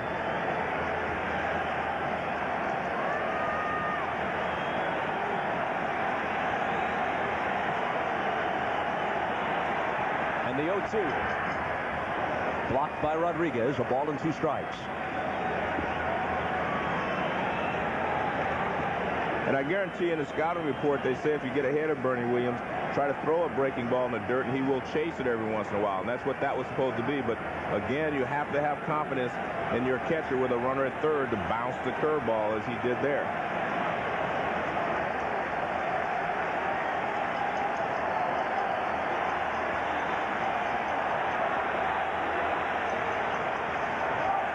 And the 1-2. Rodriguez thought they had Williams struck out. So did Seeley. Jim Joyce's opinion is the one that counts, and he didn't agree. Well, you can watch Seeley's reaction. He starts this ball off the plate, and he thinks it breaks over the outside corner, and Seeley starts off. And a pretty close pitch.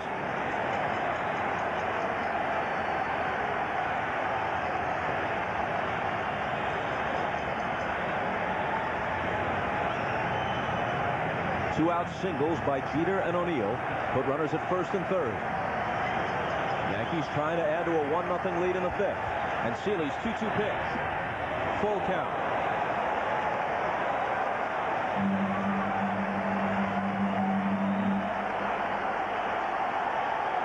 Well, he's thrown him a lot of breaking balls, so quite naturally you say, well, I should be able to sneak the fastball by him. But he tried that earlier in the ball game, and Bernie Williams was right on the fastball. Stevens plays behind O'Neill at first. He runs on the pitch, which is tapped foul. And I think that was a wise pitch. Come back with the curveball again and hope you can make a quality pitch with it. And this is a good pitch because it's really not a strike. You can see it breaking out of the strike zone, but with 2 strikes, Williams had to protect the plate. Pitch was going to break low.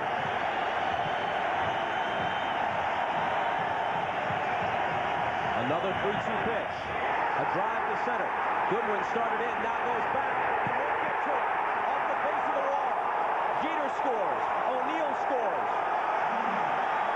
Williams pulls up at second with a double of a Yankee lead. Jumps to 3-0. Well, he decided to try to sneak the fastball by him, and he couldn't do it. He had thrown him a couple of quality curveballs. Williams spoiled them, but here he tries to throw a fastball by him, and Williams hammers it to center field. This is what happened in the first inning, although he didn't hit it out. He waited on the fastball and drilled it to center field over the head of Goodwin, and by the time they get it back in, well, he's excited. The 2-bagger. The Jeter reaction as he scores the first of the 2 that come home on the hit, which brings a chant of Bernie, Bernie from the Yankee Stadium crowd and brings Dick Bosman back to the mound.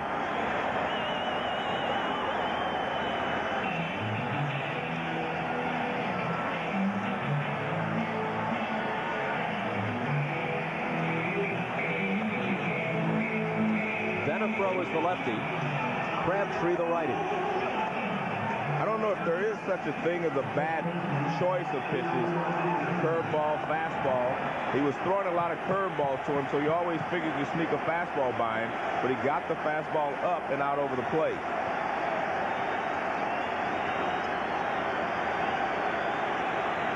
First one to Martinez. Off speed and ball 1. Tino is singled and grounded to short.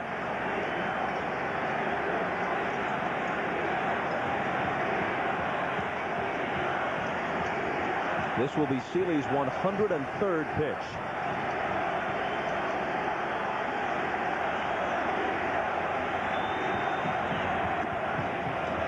2-0. Bob, last year so much was made of the fact that the Yankees didn't have an MVP, that they had 25 MVPs. Well, this year, two guys have stepped up. That's Derek Jeter and Bernie Williams, and they're the ones that have led the charge here in the 5th inning. They are definitely the two guys that have stepped up to become MVP candidates for this ball club. After falling behind on the count 2-0, they're not going to take any further chances with Martinez. They'll walk him intentionally. This is still a supremely balanced team. In a year where 45 major leaguers top 30 home runs, Martinez led the Yankees with the same figure that led them in home runs a year ago, 28. They won 114 games last year without anybody hitting as many as 30 home runs, and won 98 this year, same story. But they have definitely had two guys to step up and lead them this year.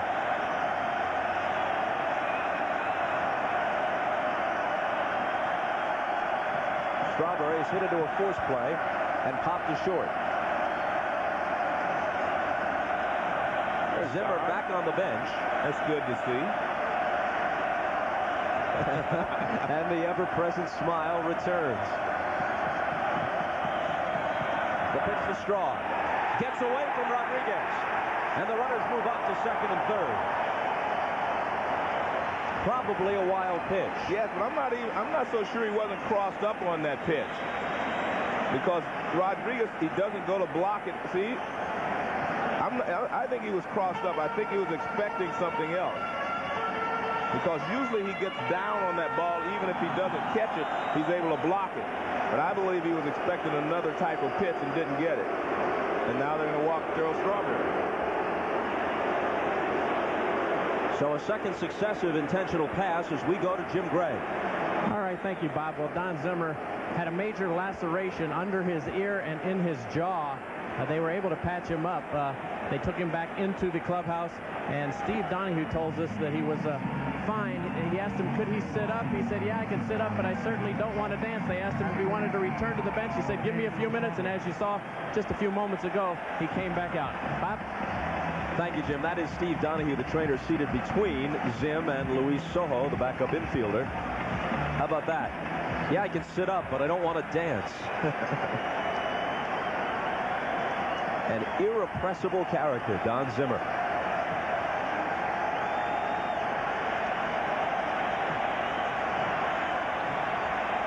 Well, if Seeley doesn't retire Posada, the flickering chances of the Rangers will be just about snuffed out. The Yankees are a base hit away from breaking this open. Ball one.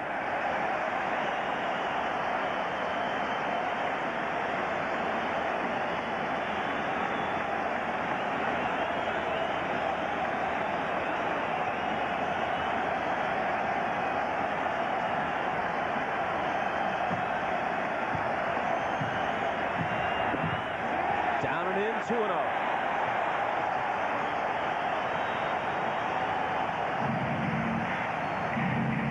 All of this with two out. Single by Jeter, single by O'Neill. Double from Williams. Intentional walks to Martinez and Strawberry with a wild pitch in between.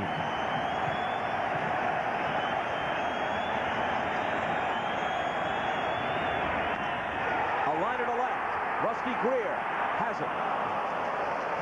The Yankees score 2 and leave 3, and after 5, they lead Texas 3-0.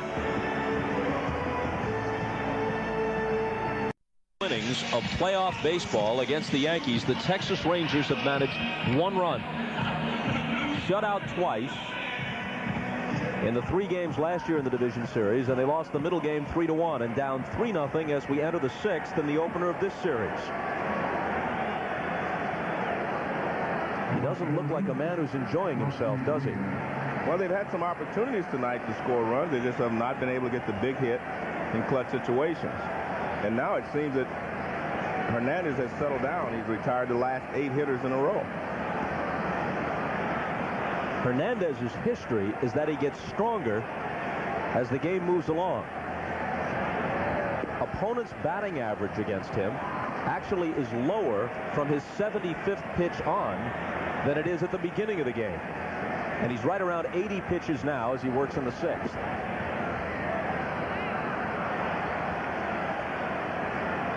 The complete game is, of course, on baseball's endangered species list. Each of these staffs had but 6 for the whole year.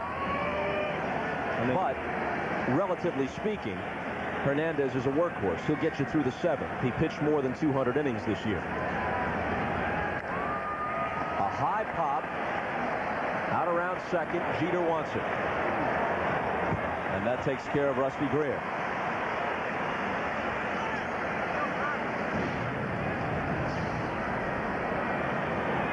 Division Series action continues tomorrow. 2 games on ESPN with a game on Fox in the middle. Astros beat the Braves today 6-1. They beat Greg Maddux in the process.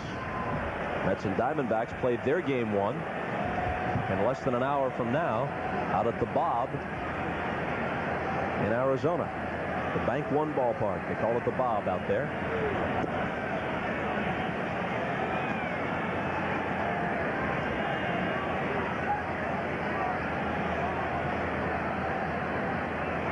Have you ever been to Arizona? To the state of Arizona or to that ballpark? Well, I was thinking if you've been to the state, maybe they named it after you. Well, I am a reasonably well-traveled man, but I can't accept the honor.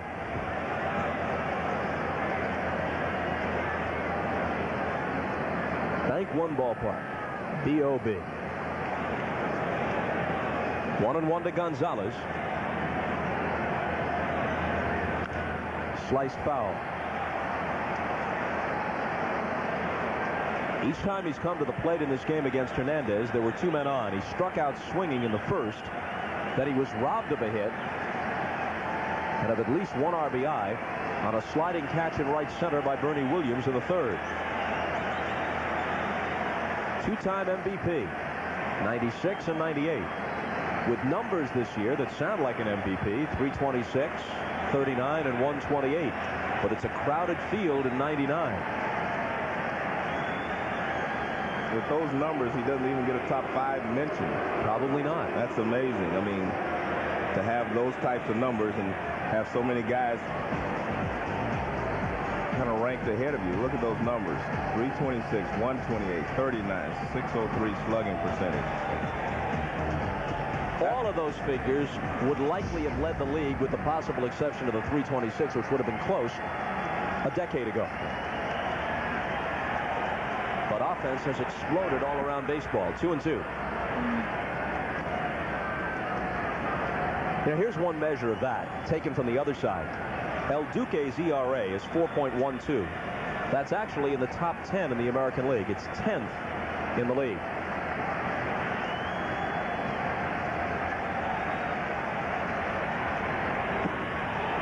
Check the swing. They check it first. Chuck Merriweather says he didn't go around, full count.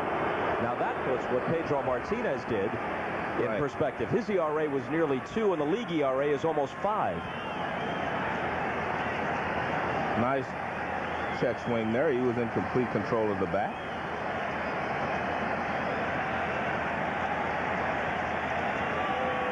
And the 3-2 pitch. From the sidearm angle, he misses.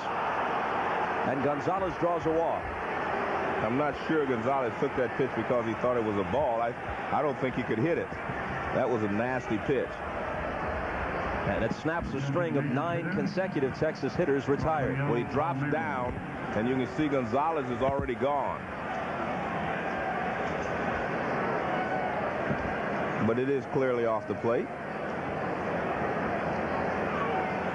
You know, the year that Pedro Martinez had, Bob, I mean, could arguably be one of the best year ever, considering all the other facets where guys are driving in runs, scoring runs, and, you know, and being more difficult to pitch in today's situations. And he's pitching at Fenway Park in a DH league. Yeah. I mean, I think it rivals Bob Gibson's 1.12 earned run average when he had all the complete games and the shutouts. But it's a lot more difficult, I think, to pitch today and have those types of numbers. And to strike out over 300 and walk just 37? That's ridiculous. 2-0. to Palmeiro, who has walked and flied to deep center.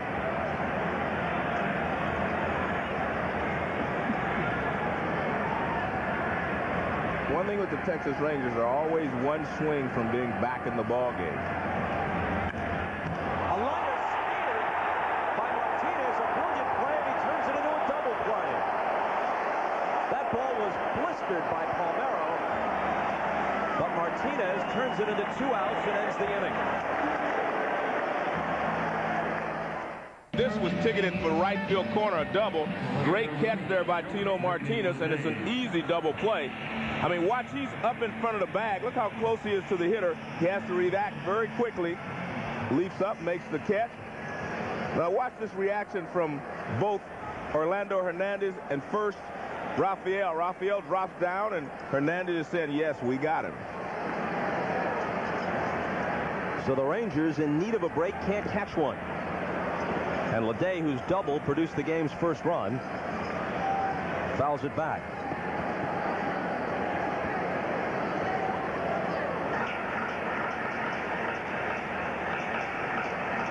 Bottom of the 6th, 3-6-0 New York, 0-2-0 Texas. New York trying to beat the Rangers for the 7th consecutive time in postseason play, and for the 30th time in their last 41 meetings.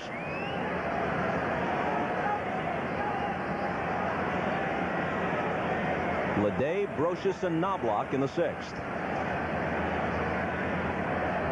Which could be Seeley's last inning, even if he breezes through it. Well, especially if you're Johnny Oates thinking about bringing him back in game 4 if it gets that far. The 1-1. High and away, 2 balls and a strike. And that is Oates' intention. Then he'd have to decide, if there is a game 5, whether to use John Burkett, who hasn't pitched all that well of late, or to come back with his game 2 starter, Rick Helling. And Seeley has already thrown 116 pitches, Bob. And on 3-1, he walks Leday. They may not have the luxury of getting him through this inning. And this time it's Oates rather than Bosman, so you knew a change was in order. Exit Seeley, enter Crabtree, and we step aside for just a moment. 3-0 Yankees, bottom of the 6th.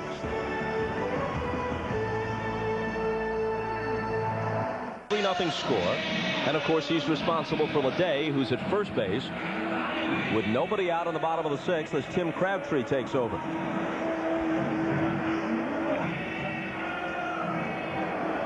Crabtree, 6'4", 220, was 5-1 this year. Used in middle relief, his ERA was 3.46. His record is 11-2 over the last 2 seasons. He features that hard sinker. He's thrown 4 scoreless innings against the Yankees in postseason play. 2 appearances last year in the division series.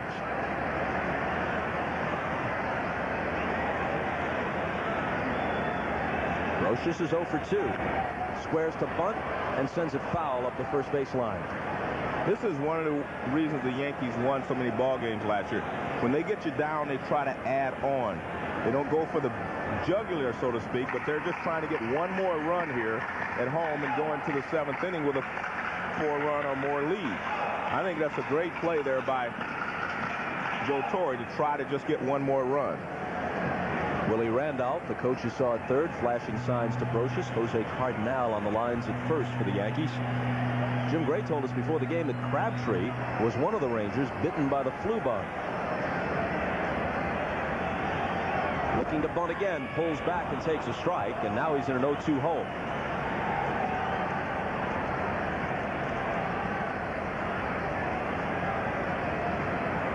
As a fellow second baseman, you can appreciate the career that guy had. Now the Yankee third base coach, Willie Randolph. A winning player, a classy player. And a very intelligent player. I think one of these days he's going to be a manager in the major leagues. Soon. Crabtree's 0-2 pitch, and Brocious fouls it back. Brocious had 4 postseason home runs in '98.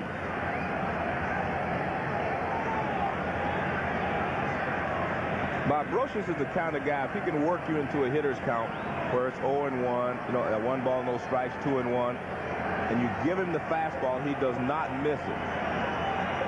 But if you can stay ahead of the count, you can handle him pretty easily. Looking to bunt on the 0-2 pitch, and he gets it down. Stevens fields it. McLemore covers. And a 2-strike sacrifice bunt executed by Brocious. And I tell you what, that was a very good heads-up defensive play by the Texas Rangers. You do not expect a guy who drove in 98 runs last year to bunt with 2 strikes. He squares around, drops it down. Great bunt there. And you can see Crabtree was not going to be able to get over there. But a good play there by McLemore and Stevens. See, everyone is caught a little bit off guard, but they react very quickly, and Stevens is able to get the ball to McLemore in time to retire Brocious. Good heads-up play defensively by the Rangers. Which brings up Knobloch, who's 1 for 2 with a walk.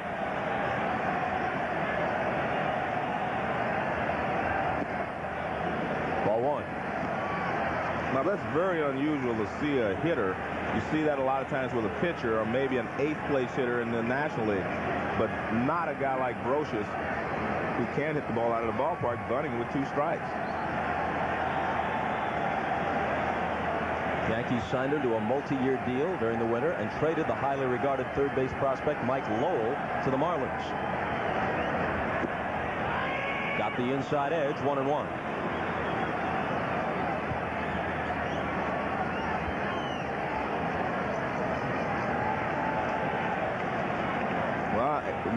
Maybe he missed the sign, because they're all talking about it. Has to be, because you can't be upset with what he did. He did it perfectly. No one's upset. I think maybe he missed the sign. Maybe he turned out all right. He thought the bunt was still on. Fouled off, 1-2. That's Chris Chambliss, who won a pennant for the Yankees with a Game 5 homer back when the LCS was just a best-of-5 against the Royals in '76. And they're set off a wild scene in this ballpark.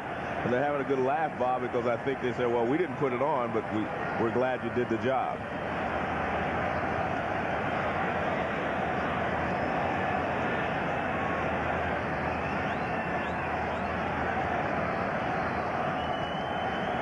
A day away from second, Crabtree checks him and brings the 1-2 home. 2 balls and 2 strikes to Knobloch. We have an excellent chance without extra innings for this game to reach midnight.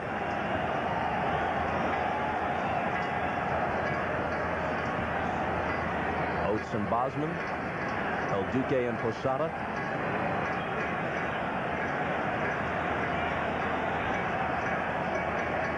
Posada catches every game El Duque pitches. Taking care of the language barrier. Knobloch goes down on strikes. And check out an all-new ER.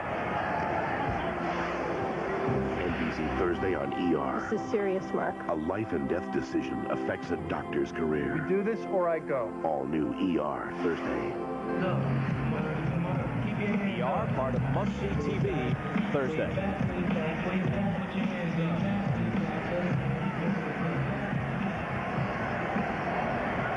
So now it's up to Jeter with 2 out. Struck out twice, then singled and scored.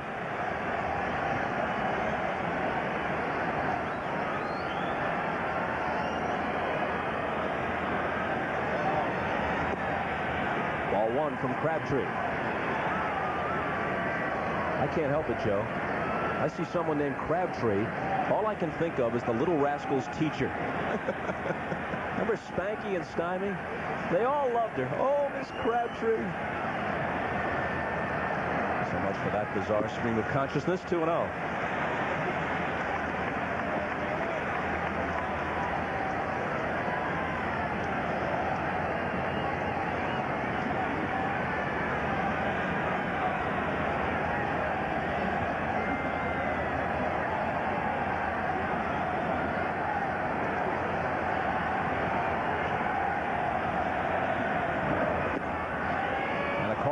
strike, 2-1. And Jeter asked Jim Joyce, wasn't the pitch outside? And Jim Joyce shakes his head, no, it was over the outside corner.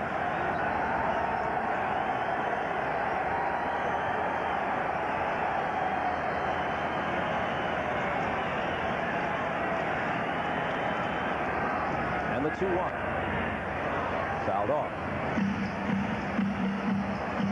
Venefro, the lefty, was throwing.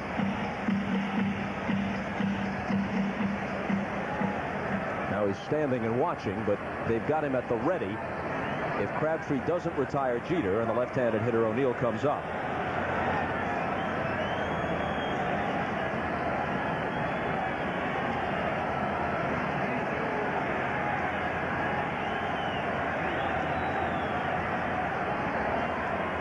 And finally, the 2-2 pitch. Full count.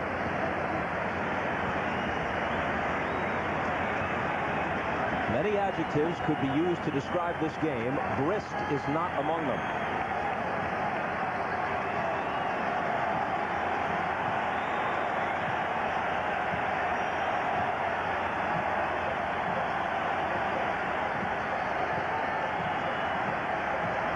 And the 3-2 pitch.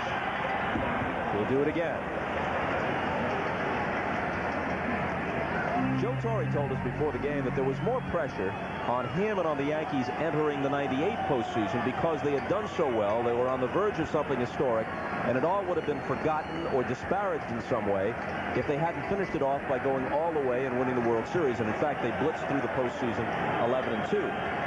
This year, they feel they still have an excellent chance to be world champions again, but they don't feel as if it's as expected of them. Well, they don't have the same amount of pressure. Another 3-2 pitch from Crabtree to Jeter. Walked him.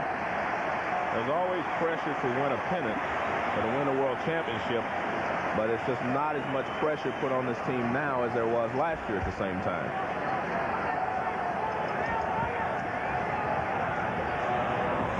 Crabtree leaves. Venefro, the lefty, comes on to face O'Neill. We're still in the 6th. Shots from the Goodyear Blimp Stars and Stripes, courtesy of the Goodyear Tire and Rubber Company.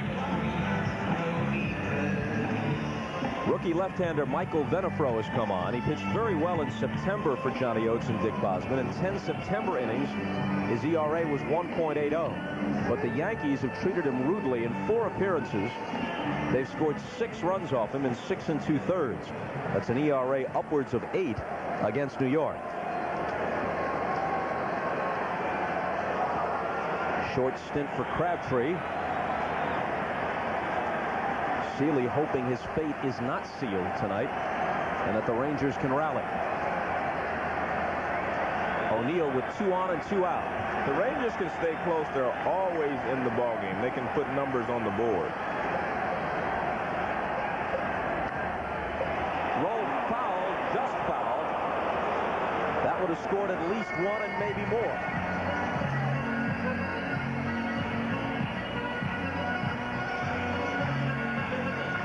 O'Neill gets a fastball up and out over the plate. He's late on it, but just barely.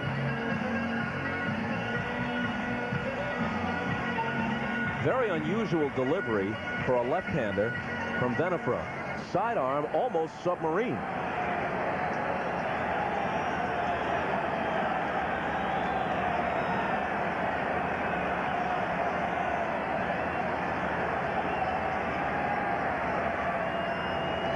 His 0-1 pitch to O'Neill.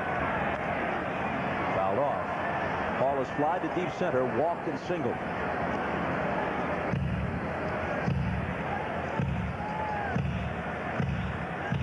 O'Neill hit .285 overall, but only .190 against lefties this year.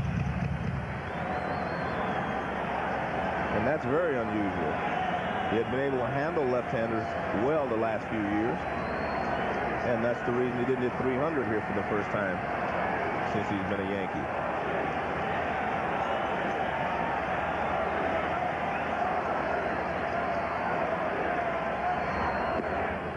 He lays off, and it's 1-2. That's a good pitch, 0-2 pitch there by Venefro. You try to get him to chase something off the plate. If he doesn't go, it doesn't matter. Now it's 1 ball, 2 strikes.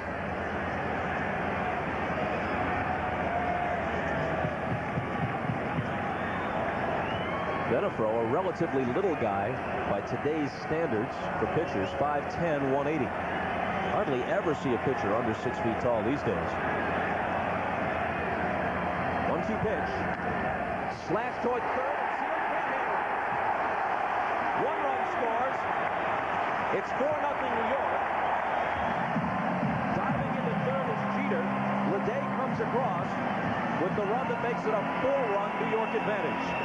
Seal made 25 errors this year, and that one ate him up. Well, this breaking ball is in the middle of the plate. Now watch, he tries to get his body in front of it instead of backhanding it, and he gets away from it. That's a very tough play because the ball's on him right away. I think he had a better chance of backhanding this ball. See how he tries to get his glove over in front of it. You have a better chance of backhanding that ball, maybe knocking it down. It was a very difficult play because the ball was hit very sharply down to third base. E5, and it's 4-0 New York. That's a tough error right there.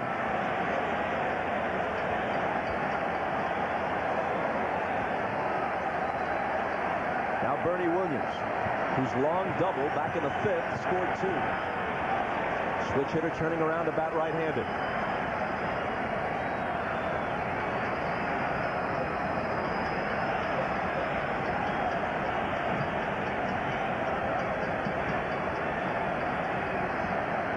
Jeter at third. O'Neill at first.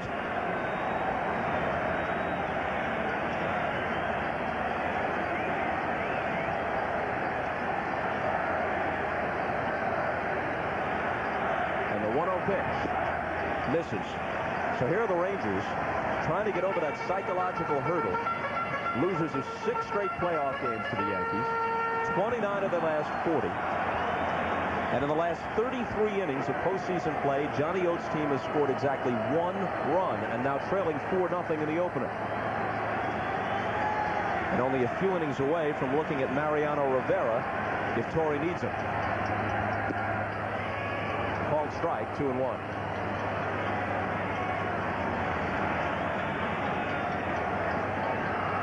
As long as they do not lose their confidence, Texas is always in the ball game. I mean, they are definitely capable of putting up 4 or more runs in the next 2 innings.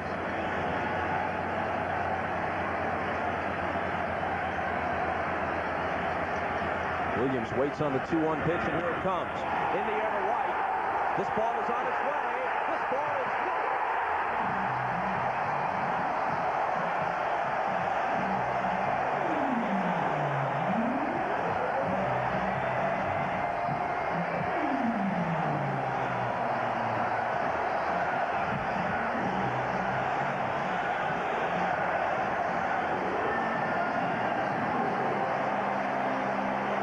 Capable of scoring 7 runs at any time. Well, it's just more evidence of the fact that this year Bernie Williams and Derek Jeter have really stepped up big time for the Yankees. Fastball away, and Bernie has always been strong enough to hit the ball out right-handed. He was always a stronger hitter from the right side than ever before, but because he doesn't get a chance to hit from the right side nearly as much now, he's become a much better hitter from the left side. Curtain call for Williams, who was 0 for 11 against Texas in last year's playoffs. Yankees swept anyway. But tonight, he begins the series with 5 RBIs. 2-run double, 3-run homer. And last year, Derek Jeter was 1 for 9 against Texas. And he has been on base a couple of times with a base hit and a base on ball. A called strike to Martinez. Even for a right-handed hitter, in this case a switch hitter from the right side, Williams, that fortune right can still be inviting. Well, he has never been a pull hitter from the right side anyway, so he can take advantage of that short right field fence. This one's popped up on the infield. Stevens puts an end to the New York 6th, but far too late from the Rangers' perspective. The Yankees score 4 and lead it 7-0, headed 4-7. As the Yankees, you can't give them extra outs, you can't give them extra opportunities. 4 unearned runs on 1 hit in the inning, just the Williams home run. And on top of that, you're not putting any pressure on them by making them have to come from behind ever in a ball game. Texas has never been ahead of the Yankees in the last 6 games that they have played, and that really hurts. I mean, we don't know if the Yankees can come behind. At least Texas doesn't know it. They have not been able to put in any pressure on the Yankees. The Yankees have had everything going their way for in the last 2 series. It's almost astonishing Yes. that a team as power-laden as the Rangers has been so thoroughly throttled by the Yankees in 7 consecutive postseason games. Especially the last 4 in 98 and 99.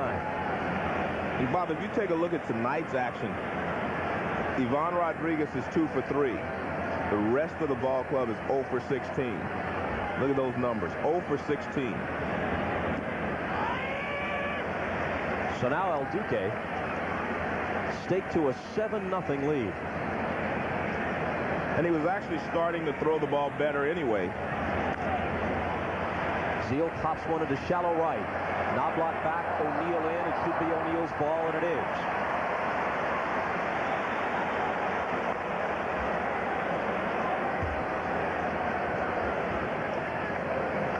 El Duque would be the Yankees' Game 5 starter if there is a 5th game. Does that figure into how quickly Torrey ends his evening tonight?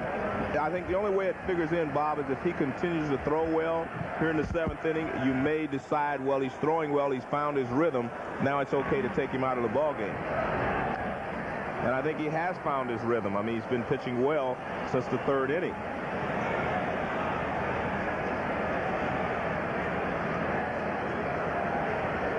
There's Mel Stottlemyre. He has the counter in his hand, so he knows that he's thrown 95 pitches. Quickly ahead of Stevens, 0-2. And you can see a little different approach by Hernandez. He's throwing fastball, trying to get ahead, and he is getting ahead. When you have a 7-run lead, it takes 7 solo homers to tie you. So you want to make sure that that's the way they earn them. They have to hit the ball out of the ballpark. You're not going to walk anybody.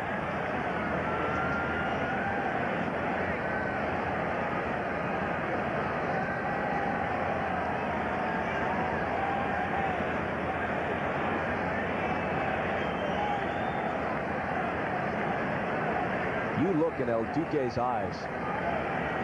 This is a competitor. And he can see the goal line right now. No question. Change up. The way baseball is played these days, even with a performance like this, he's probably not going to finish it. Even with the shutout going, there's a chance that he'll come out and they'll let the bullpen complete it. Not Rivera tonight, but somebody else. I believe there are a lot of things you think about at this stage if you're Joe Torre. Because this is a new season, so to speak, the playoffs. You want to try to give guys a chance to get in there, get their feet wet, so that if you do have to call on them later in the series, they're prepared. It's not the first appearance they're making. Stevens spoils the 3-2 pitch. There's one other aspect of tonight's ballgame, Bob, that I look at. A guy like El Duque, who gives you a lot of motion, he can actually throw your timing off where it affects you for a couple of days, not just one day. It's like a knuckleball pitcher. Knuckleball pitchers can put a whole team in a slump. And a guy like El Duque throwing elbows, arms, and everything else can get you off balance. Because I'm watching here and I'm seeing some pretty good pitches to hit, and they're not able to put them in play. He is a high socks wearing, high kicking, freewheeling, throwback son of a gun. And he likes the center stage. I think that's the key. Oh, yeah. He loves being the guy in the middle out there. Defected the day after Christmas, 1997. 12-4 in his rookie major league season, 17-9 this year. And after being ahead of Stevens 0-2, he loses him. That's his 5th walk.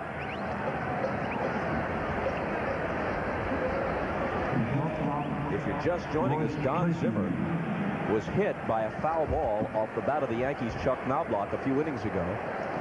Hit him behind the left ear. And that's why he has the ice bag to the side of his head. Talk about a gamer. Even at age 68, Zim is a gamer. Royce Clayton's 0 for 2.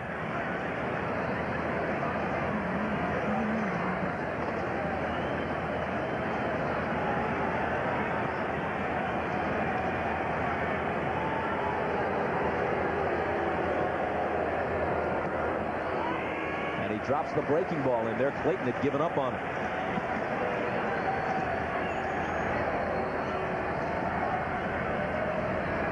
Well, after tonight, the Hernandez brothers stand to be a combined 7-0 in postseason play over the last 2+ seasons.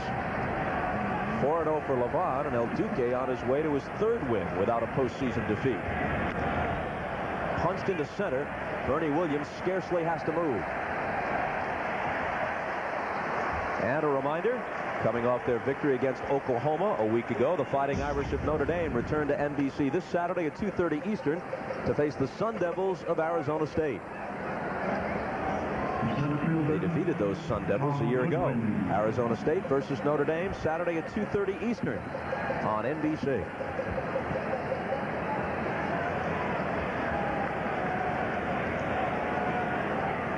So here's Goodwin. Rodriguez is still the only Ranger to hit safely tonight. He had a double in the first and a broken bat single in the 3rd. Hernandez has walked 5, but he's yielded only 2 hits in 6 2/3. His 0-1 to Goodwin is low. And there have been only a couple of other balls hit hard. Great play at first base by Tino Martinez robbed Rafael Palmeiro, and a nice sliding catch in right center field by Bernie Williams robbed Juan Gonzalez of a base hit. Everything else has been pretty much routine. 2-1. Goodwin hit .259 for the year. Jeff Nelson up in the pen. And now he's starting to struggle a little bit here with his control. This could possibly be his last inning. Shakes off a couple. Now he has the sign he wants from Posada. Curveball just outside. 3-1.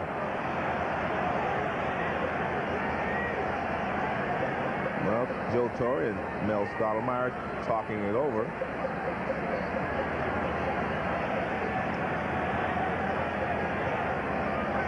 Well, if he could conclude the 7th in the next few pitches, they will not have overworked it. A fly ball to left. Leday closes out the Texas 7th. Stretch time at Yankee Stadium. 7-0 New York. Look out. You see Mel Stottlemyre talking to El Duque, but he calls Posada over to translate because he didn't understand what El Duque was saying. He had to do the same thing with home plate umpire Jim Joyce. He took Posada up and he was talking to Jim Joyce, and Joyce didn't understand, so finally Posada had to interpret there as well. And you can see Stottlemyre is telling him exactly what he wants him to do. Well, Venafro went out to the mound to start the inning, but with the DH slot due, Joe Torre sent Jim Leyritz, a right-handed hitter, up to bat for Strawberry, and as soon as Leyritz was announced, Johnny Oates goes back to his bullpen for a right-handed pitcher.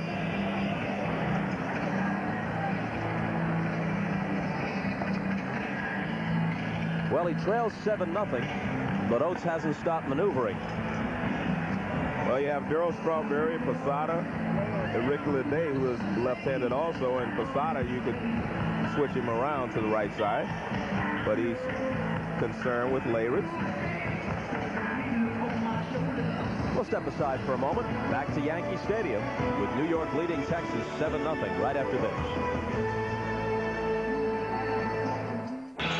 The Yankees cleanup man truly has cleaned up tonight. Huge night for Bernie Williams. 2-run double, 3-run homer. 7-0 New York. Danny Patterson, 28-year-old right-hander, in his 4th major league season, all with the Rangers, out of the bullpen. Leyritz batting for Strawberry. Leyritz, as you may know, has been a spectacular postseason performer. in 58 playoff and World Series at-bats. He has 7 home runs, almost all of them clutch.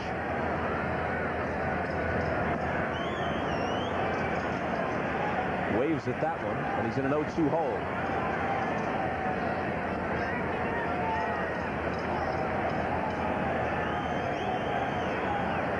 Despite the 5.67 ERA, Patterson 2-0 this year.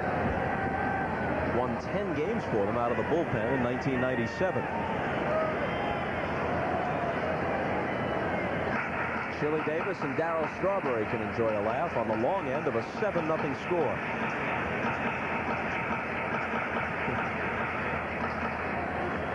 Charles Chili Davis on the right. 350 career home runs and better than 1,300 career RBIs. Kind of snuck up on people, speaking of Chili. The bat is shattered. Slow roll to short. Clayton on the move gets Leyritz.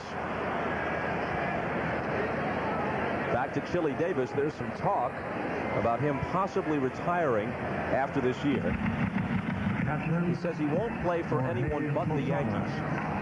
They've got an option on his contract for next year, but at $4 million. And even the Yanks have to worry about the payroll to some extent. I don't know to what extent, but to some extent, okay.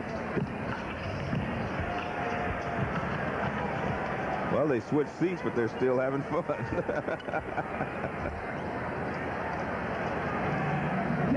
I guess in their minds you could term this as a laugher, as Chad Curtis. You won't find any expressions to match those in the Texas dugout.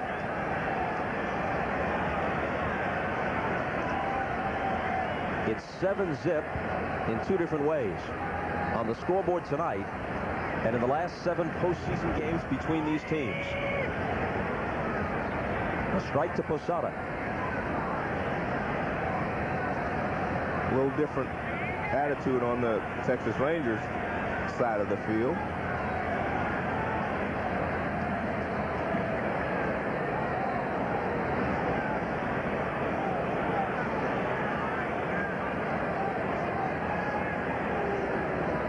This game is now exactly 3 hours old as the Yankees bat in the bottom of the 7th.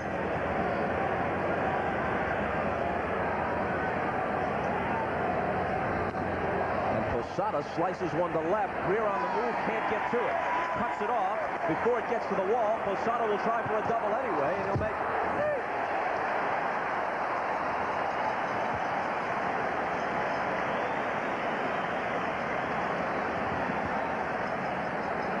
Good hitting there by Posada. He takes the sinker and goes the other way with it. This is a good sinker. Look at the movement on the ball. Drops down and away, and he does a good job of going the other way with it. And Rusty Greer cannot cut it off in time to hold him to a single. And the relay back in, and Royce Clayton will give a quick shot to second, but sliding in safely is Jorge Posada. Leday's 1 for 2 with a walk. Patterson misses outside. Joe, what do you think of this first-round scheduling? In order to accommodate television, there are some odd off days. These 2 teams will be off tomorrow, and then again off Friday between games 2 and 3. But if there is a 5th game, they'd have to come back from Texas Sunday night to play here in Game 5 Monday. Well, if you're a player, you would like to start the series, play the first 2 games, go to the opposing team's field, play the 2 games there, and then travel back here if necessary on an off day. But they have changed the way it's set up.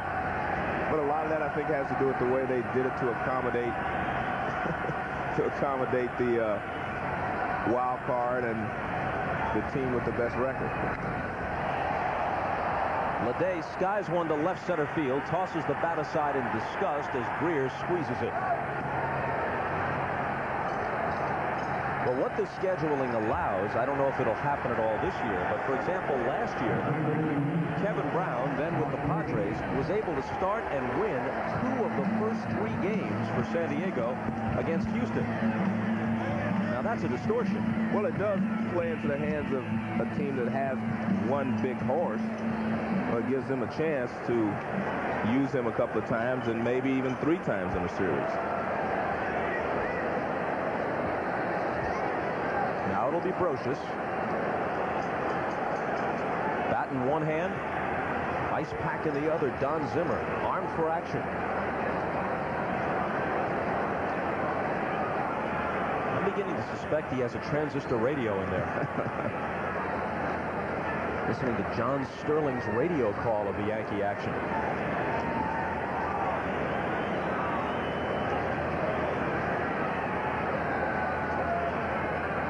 Brocious is 0 for 2 with a sacrifice bunt. Swing and a miss. Regardless of what you think about the expanded playoffs, I think you'd agree that if you're going to expand the playoffs, you have to play the first round best of 7. Now this year, all 8 qualifiers happen to be worthy teams, but in most years, if you're going to have 8 teams in, some are going to be notably more suspect than others. And you're going to have a wild card team in some years taking on a team that's won more than 100 games. And then you put that superior team in a best-of-5 crapshoot, especially with this weird scheduling. And if the lesser team has one ace who they can throw at you a couple of times in the first 4 games, it really distorts the outcome. Well, in a short series, the weaker team always has a better chance than they would have in a 7-game series.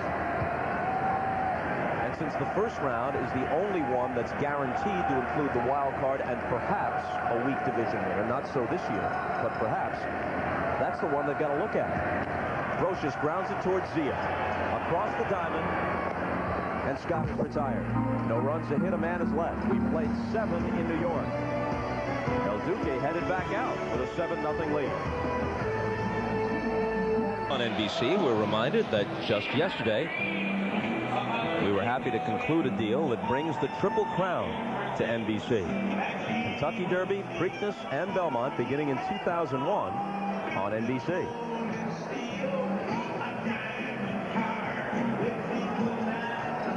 Well, Joe Torre said yesterday that it was a real toss-up as to who would start this series. He said, I could have picked it out of a hat. Certainly reason to go with David Cone, who's been a superb postseason pitcher.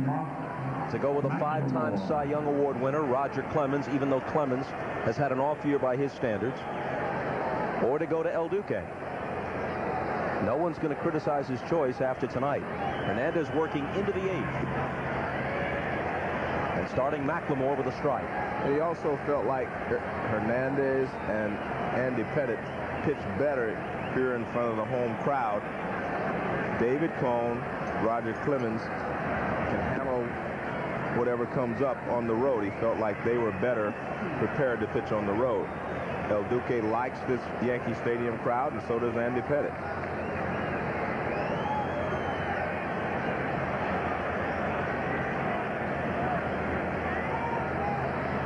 McLemore's 0 for 3.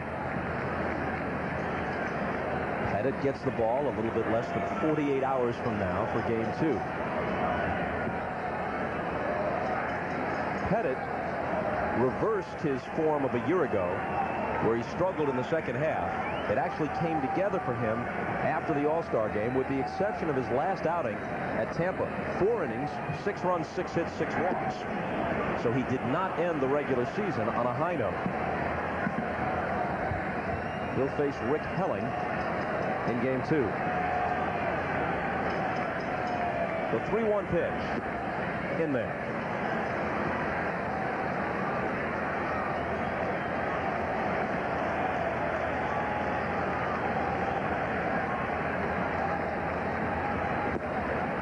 But he loses him. That's the 6th walk issued by Hernandez.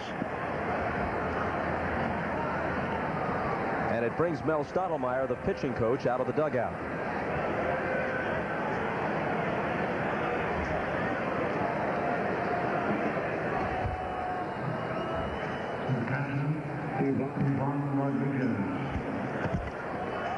Ivan Rodriguez will be the hitter, followed by Rusty Greer and Juan Gonzalez. Stanton, the lefty. Nelson, the right-hander, who was throwing earlier.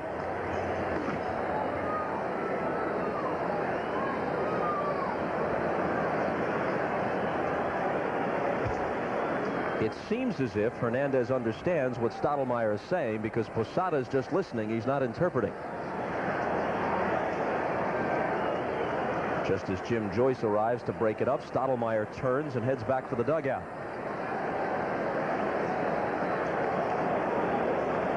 A pretty impressive line there, except for the 6 bases on ball.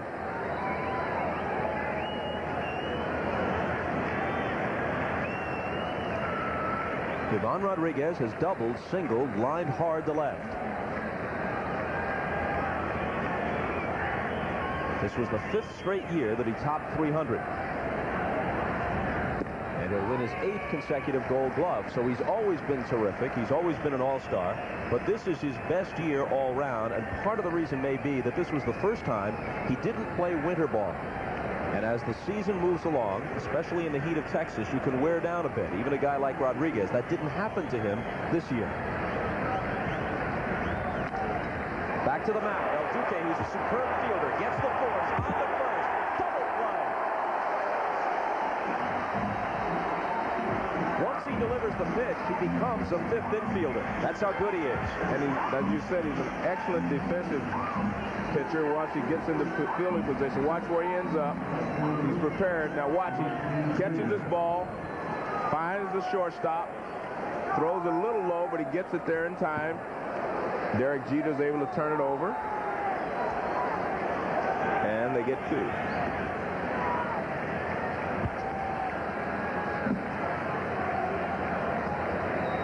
So Greer, who's 0 for 2 with a couple of walks, bats with the bases empty.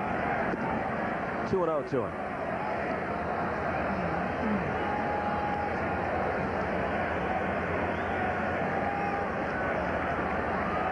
Aaron Seeley, the Texas starter, did not pitch badly. His defense in the bullpen betrayed him. 2-1.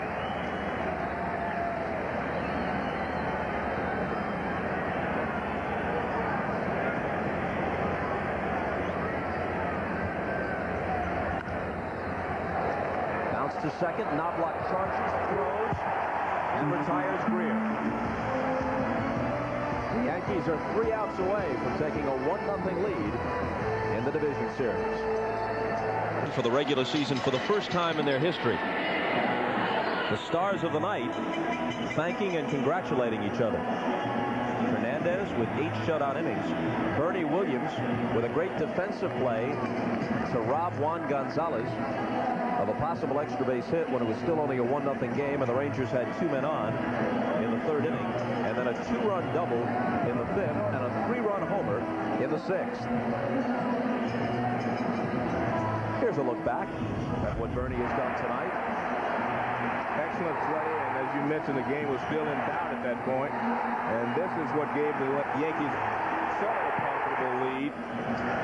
And then this puts the game away for the Yankees and gives them a big lead. 5 RBIs tonight for Bernie Williams.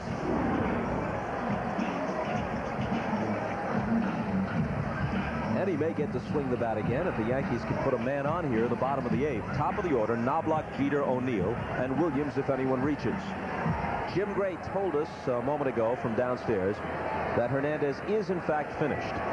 He threw 121 pitches, pitched 2 hit ball, walked 6 over 8 innings.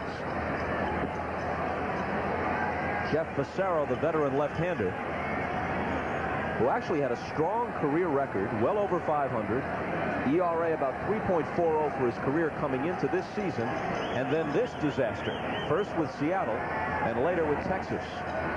And the veteran was honest about it. He said this week, "My statistics stink because I stink." You can see right there that Chuck Knobloch, he has a sore thumb, and he took a big swing, and he re-injured his thumb. You see him grasping it there. Now watch this swing, a big swing, and he grabs his thumb immediately.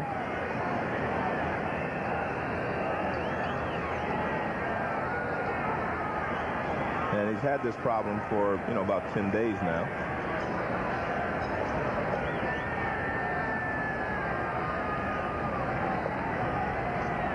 Left thumb, not the throwing hand. Down and in, 2-1.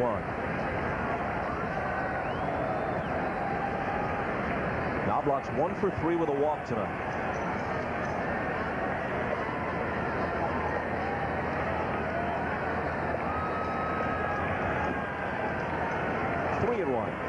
Johnny Oates just trying to get Pissarro some work here. Bringing him in the bottom of the 8th. Looks like Nelson will be asked to finish it for the Yankees in a non-save situation. That's a strike, full count.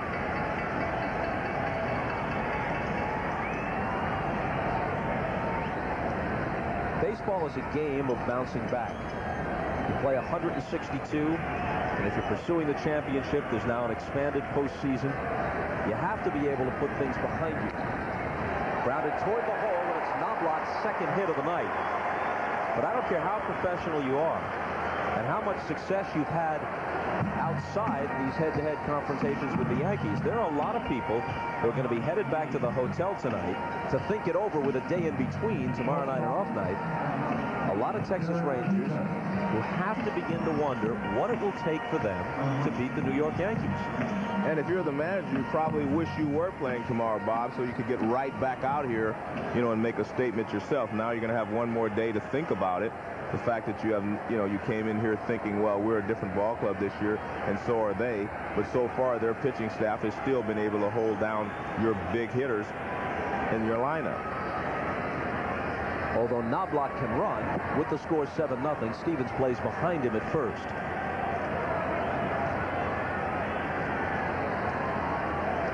We were talking with Johnny Oates before the game, and he hearkened back to the difficulties they had against Seattle a few years ago. They couldn't seem to beat the Mariners. And he actually consulted a Dallas area psychologist and had him speak with some of the players. And his suggestion was that maybe they should change the colors in the locker room, do a lot of little different things to change their outlook on the way that they view the Yankees. It hasn't worked yet. But it did work against Seattle. When a psychologist shares his offices with an interior decorator, you begin to suspect his motives when he makes a recommendation like that. Well, it worked against Seattle, but it hasn't. They need to do something to get the monkey off their backs from the Yankees. But again, this is a pretty good Texas team. I expect them to bounce back. I really do. I think they're a pretty good team. And fouled off, 2-2. And I don't think that they've had bad games before, and they were able to bounce back during the season. True, it's a lot more difficult in a short series like this.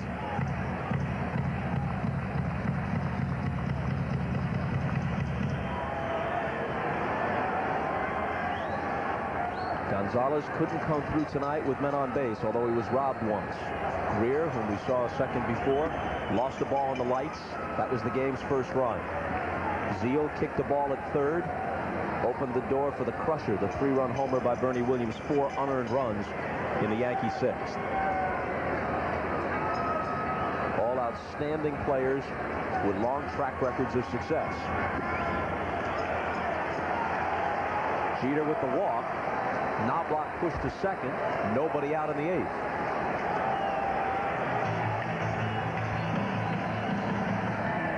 That'll bring up Paul O'Neill.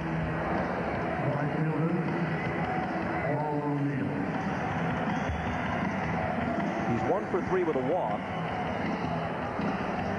It was his hard-hit ground ball that Zeal couldn't handle just before the homer by Williams in the 6th.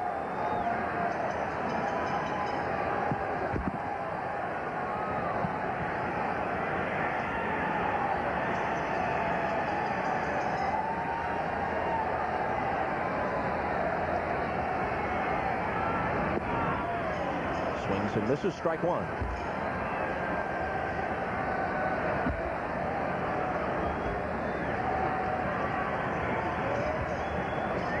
So the Yankees were supposed to be vulnerable, and in fact that may still prove to be true. The postseason is a long haul now that the playoffs have been expanded, but there's no sign of it tonight from Joe Torre's team.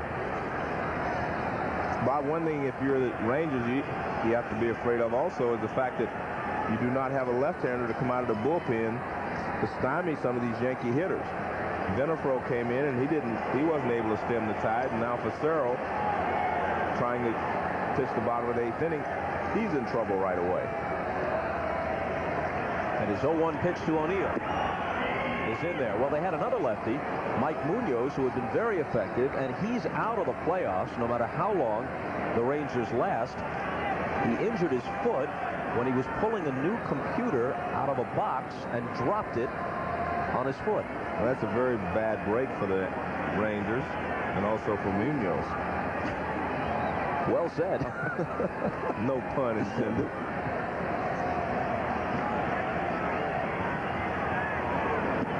Munoz getting a jump on his Y2K problem. Having a computer problem before the end of the millennium. A called 3rd strike to O'Neill. And a standing ovation from the remaining fans at Yankee Stadium for Bernie Williams.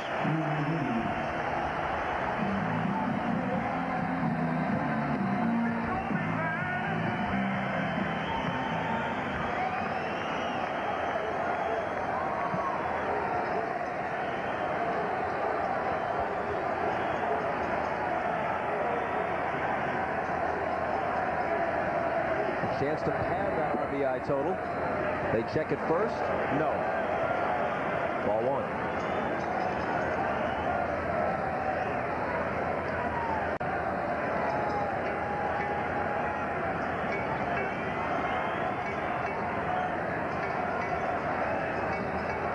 Tino Martinez waiting on deck.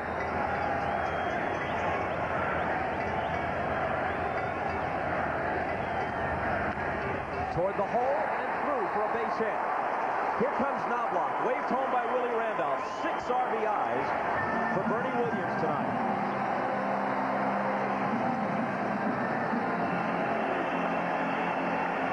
And remember last year against Texas, he was 0 for 11. So he's trying to make up for it in one night. Fastball up, and he rips it in the hole. Good job of base running by Chuck Knobloch to be able to score. And Knobloch, you see, got a great jump on the ball, and he scores easily from second base. So Williams has doubled, homered, and singled in his last 3 trips.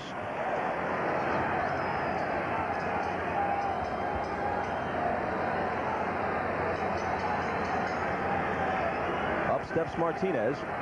1 for 3 with a walk thrown in.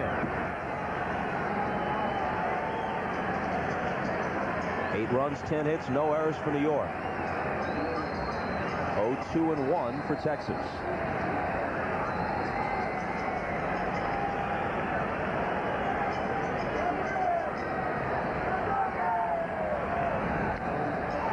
Fly ball right field. Juan Gonzalez makes the play. Runner tags and moves to 3rd, so 1st and 3rd with 2 down on the New York 8th.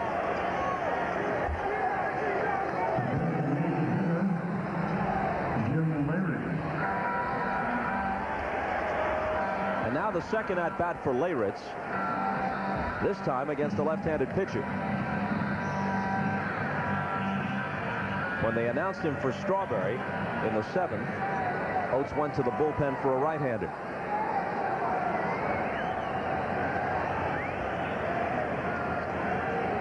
Williams at first, Jeter at 3rd. A run home in the 8th. 8-0 New York. Leyritz hits with 2 outs.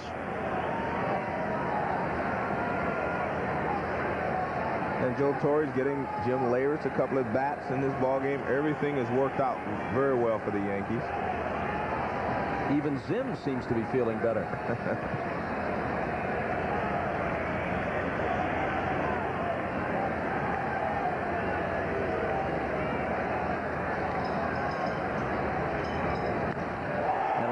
Whacks one to center, but Goodwin has it lined up.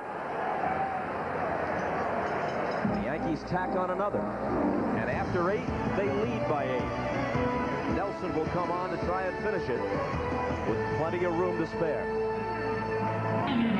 Joe Torre goes to his bench and his bullpen. As we move to the 9th, Chad Curtis will get a little time in left field. Paul O'Neill, who was in right, is out of the game. Ricky Leday goes from left to right. And Jeff Nelson will be asked to close it out with an 8-0 lead. I think Jeff Nelson, a big, important part of this bullpen if they're going to be able to repeat as world champions. He was an integral part last year, and he needs to pick up again where he left off. Juan Gonzalez starts it in the ninth, 0 for 2 with a walk. Gonzalez will be 30 in about a week or so. He already has 340 career home runs. That's impressive. Very impressive. But Ken Griffey Jr. won't be 30 until next month, and he's at almost 400. 398 or 9. Yeah, 398, I think it is. Yeah, 98 or 9. Yeah, right in there. And he's the guy most people say has the best chance, if anybody has a shot, at overtaking Hank Aaron for the all-time home run leadership. Yeah, but I tell you what, if McGuire keeps hitting 63, he'll get there pretty quick also. Gonzalez gets back to the dugout pretty quick, down on strikes. And a night to forget for him. I think I saw a number that said if McGuire hits 60 home runs for the next 3 years, he will have one more than Babe Ruth. Well, let's see. He's at 522. He went past Williams and McCovey. So he needs 63 a year for 3 more. That'll be 189. Well, he needs to get to 715 to nudge past the Babe. He's roughly 3 seasons like the last couple away. Right. Of course, he's got a few years on Griffey, so you have to wonder how long he can sustain it. Palmeiro's retired. Knobloch to Martinez.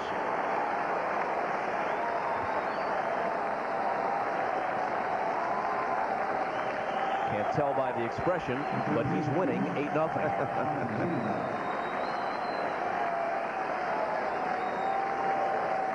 Meanwhile, the other New York team has begun its game at Arizona, and they've taken a 1-0 lead on Randy Johnson and the D-backs. Edgardo Alfonso is homered, we're told. And earlier today, Houston beats Atlanta 6-1. Caminiti homers. Reynolds beats Maddox. A strike to Zeal.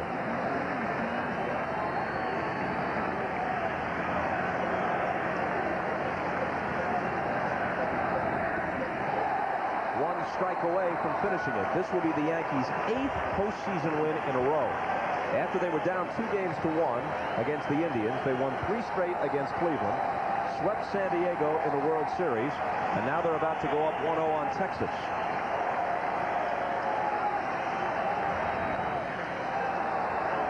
Popped over toward the stands wide of first, no play for Martinez. Well, this may not be as good a team as they had last year record-wise, but you've got Derek Jeter, who is a better player this year than he was last year. You have Derek Jeter, who's better. You got Bernie Williams, who looks like he's better. A couple of guys' numbers fell off a little bit, but I mean, they're still a very, very good ball club, and they're a very intelligent ball club with a lot of experience.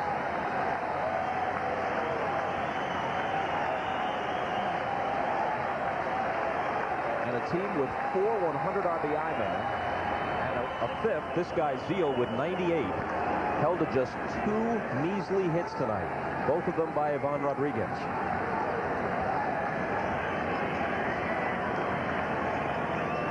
And I definitely didn't believe that they could shut the Rangers down totally as they have done. The 1-2 pitch.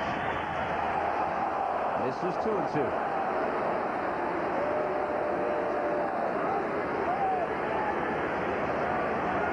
Game 2 starter Andy Pettitte, a serene figure in the Yankee dugout.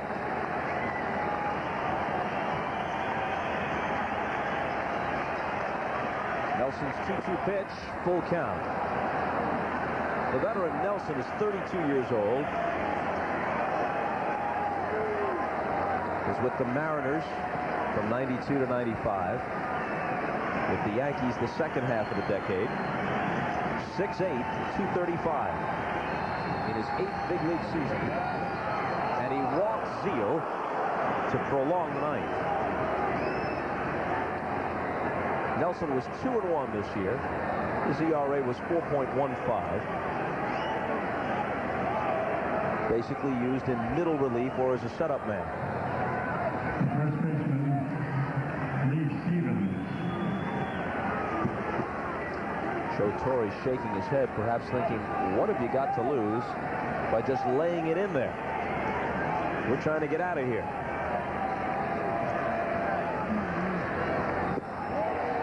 Swing and a miss by Lee Stevens.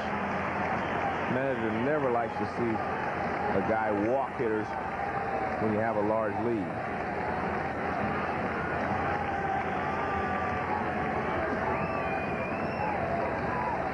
Oh, you're just looking forward to a late dinner. Sliced foul. Again, a strike away.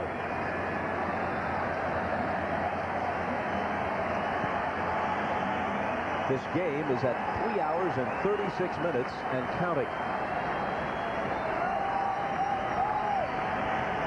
Not a minute of it much fun for Johnny Oates.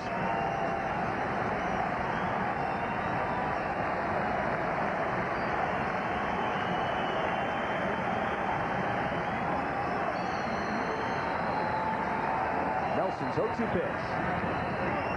In the air to center. It's fitting that Bernie Williams should end it.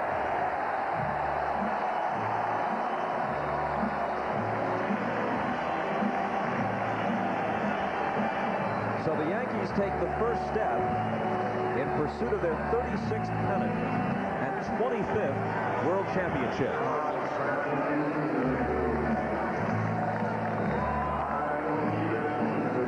The customary Frank Sinatra ceremony.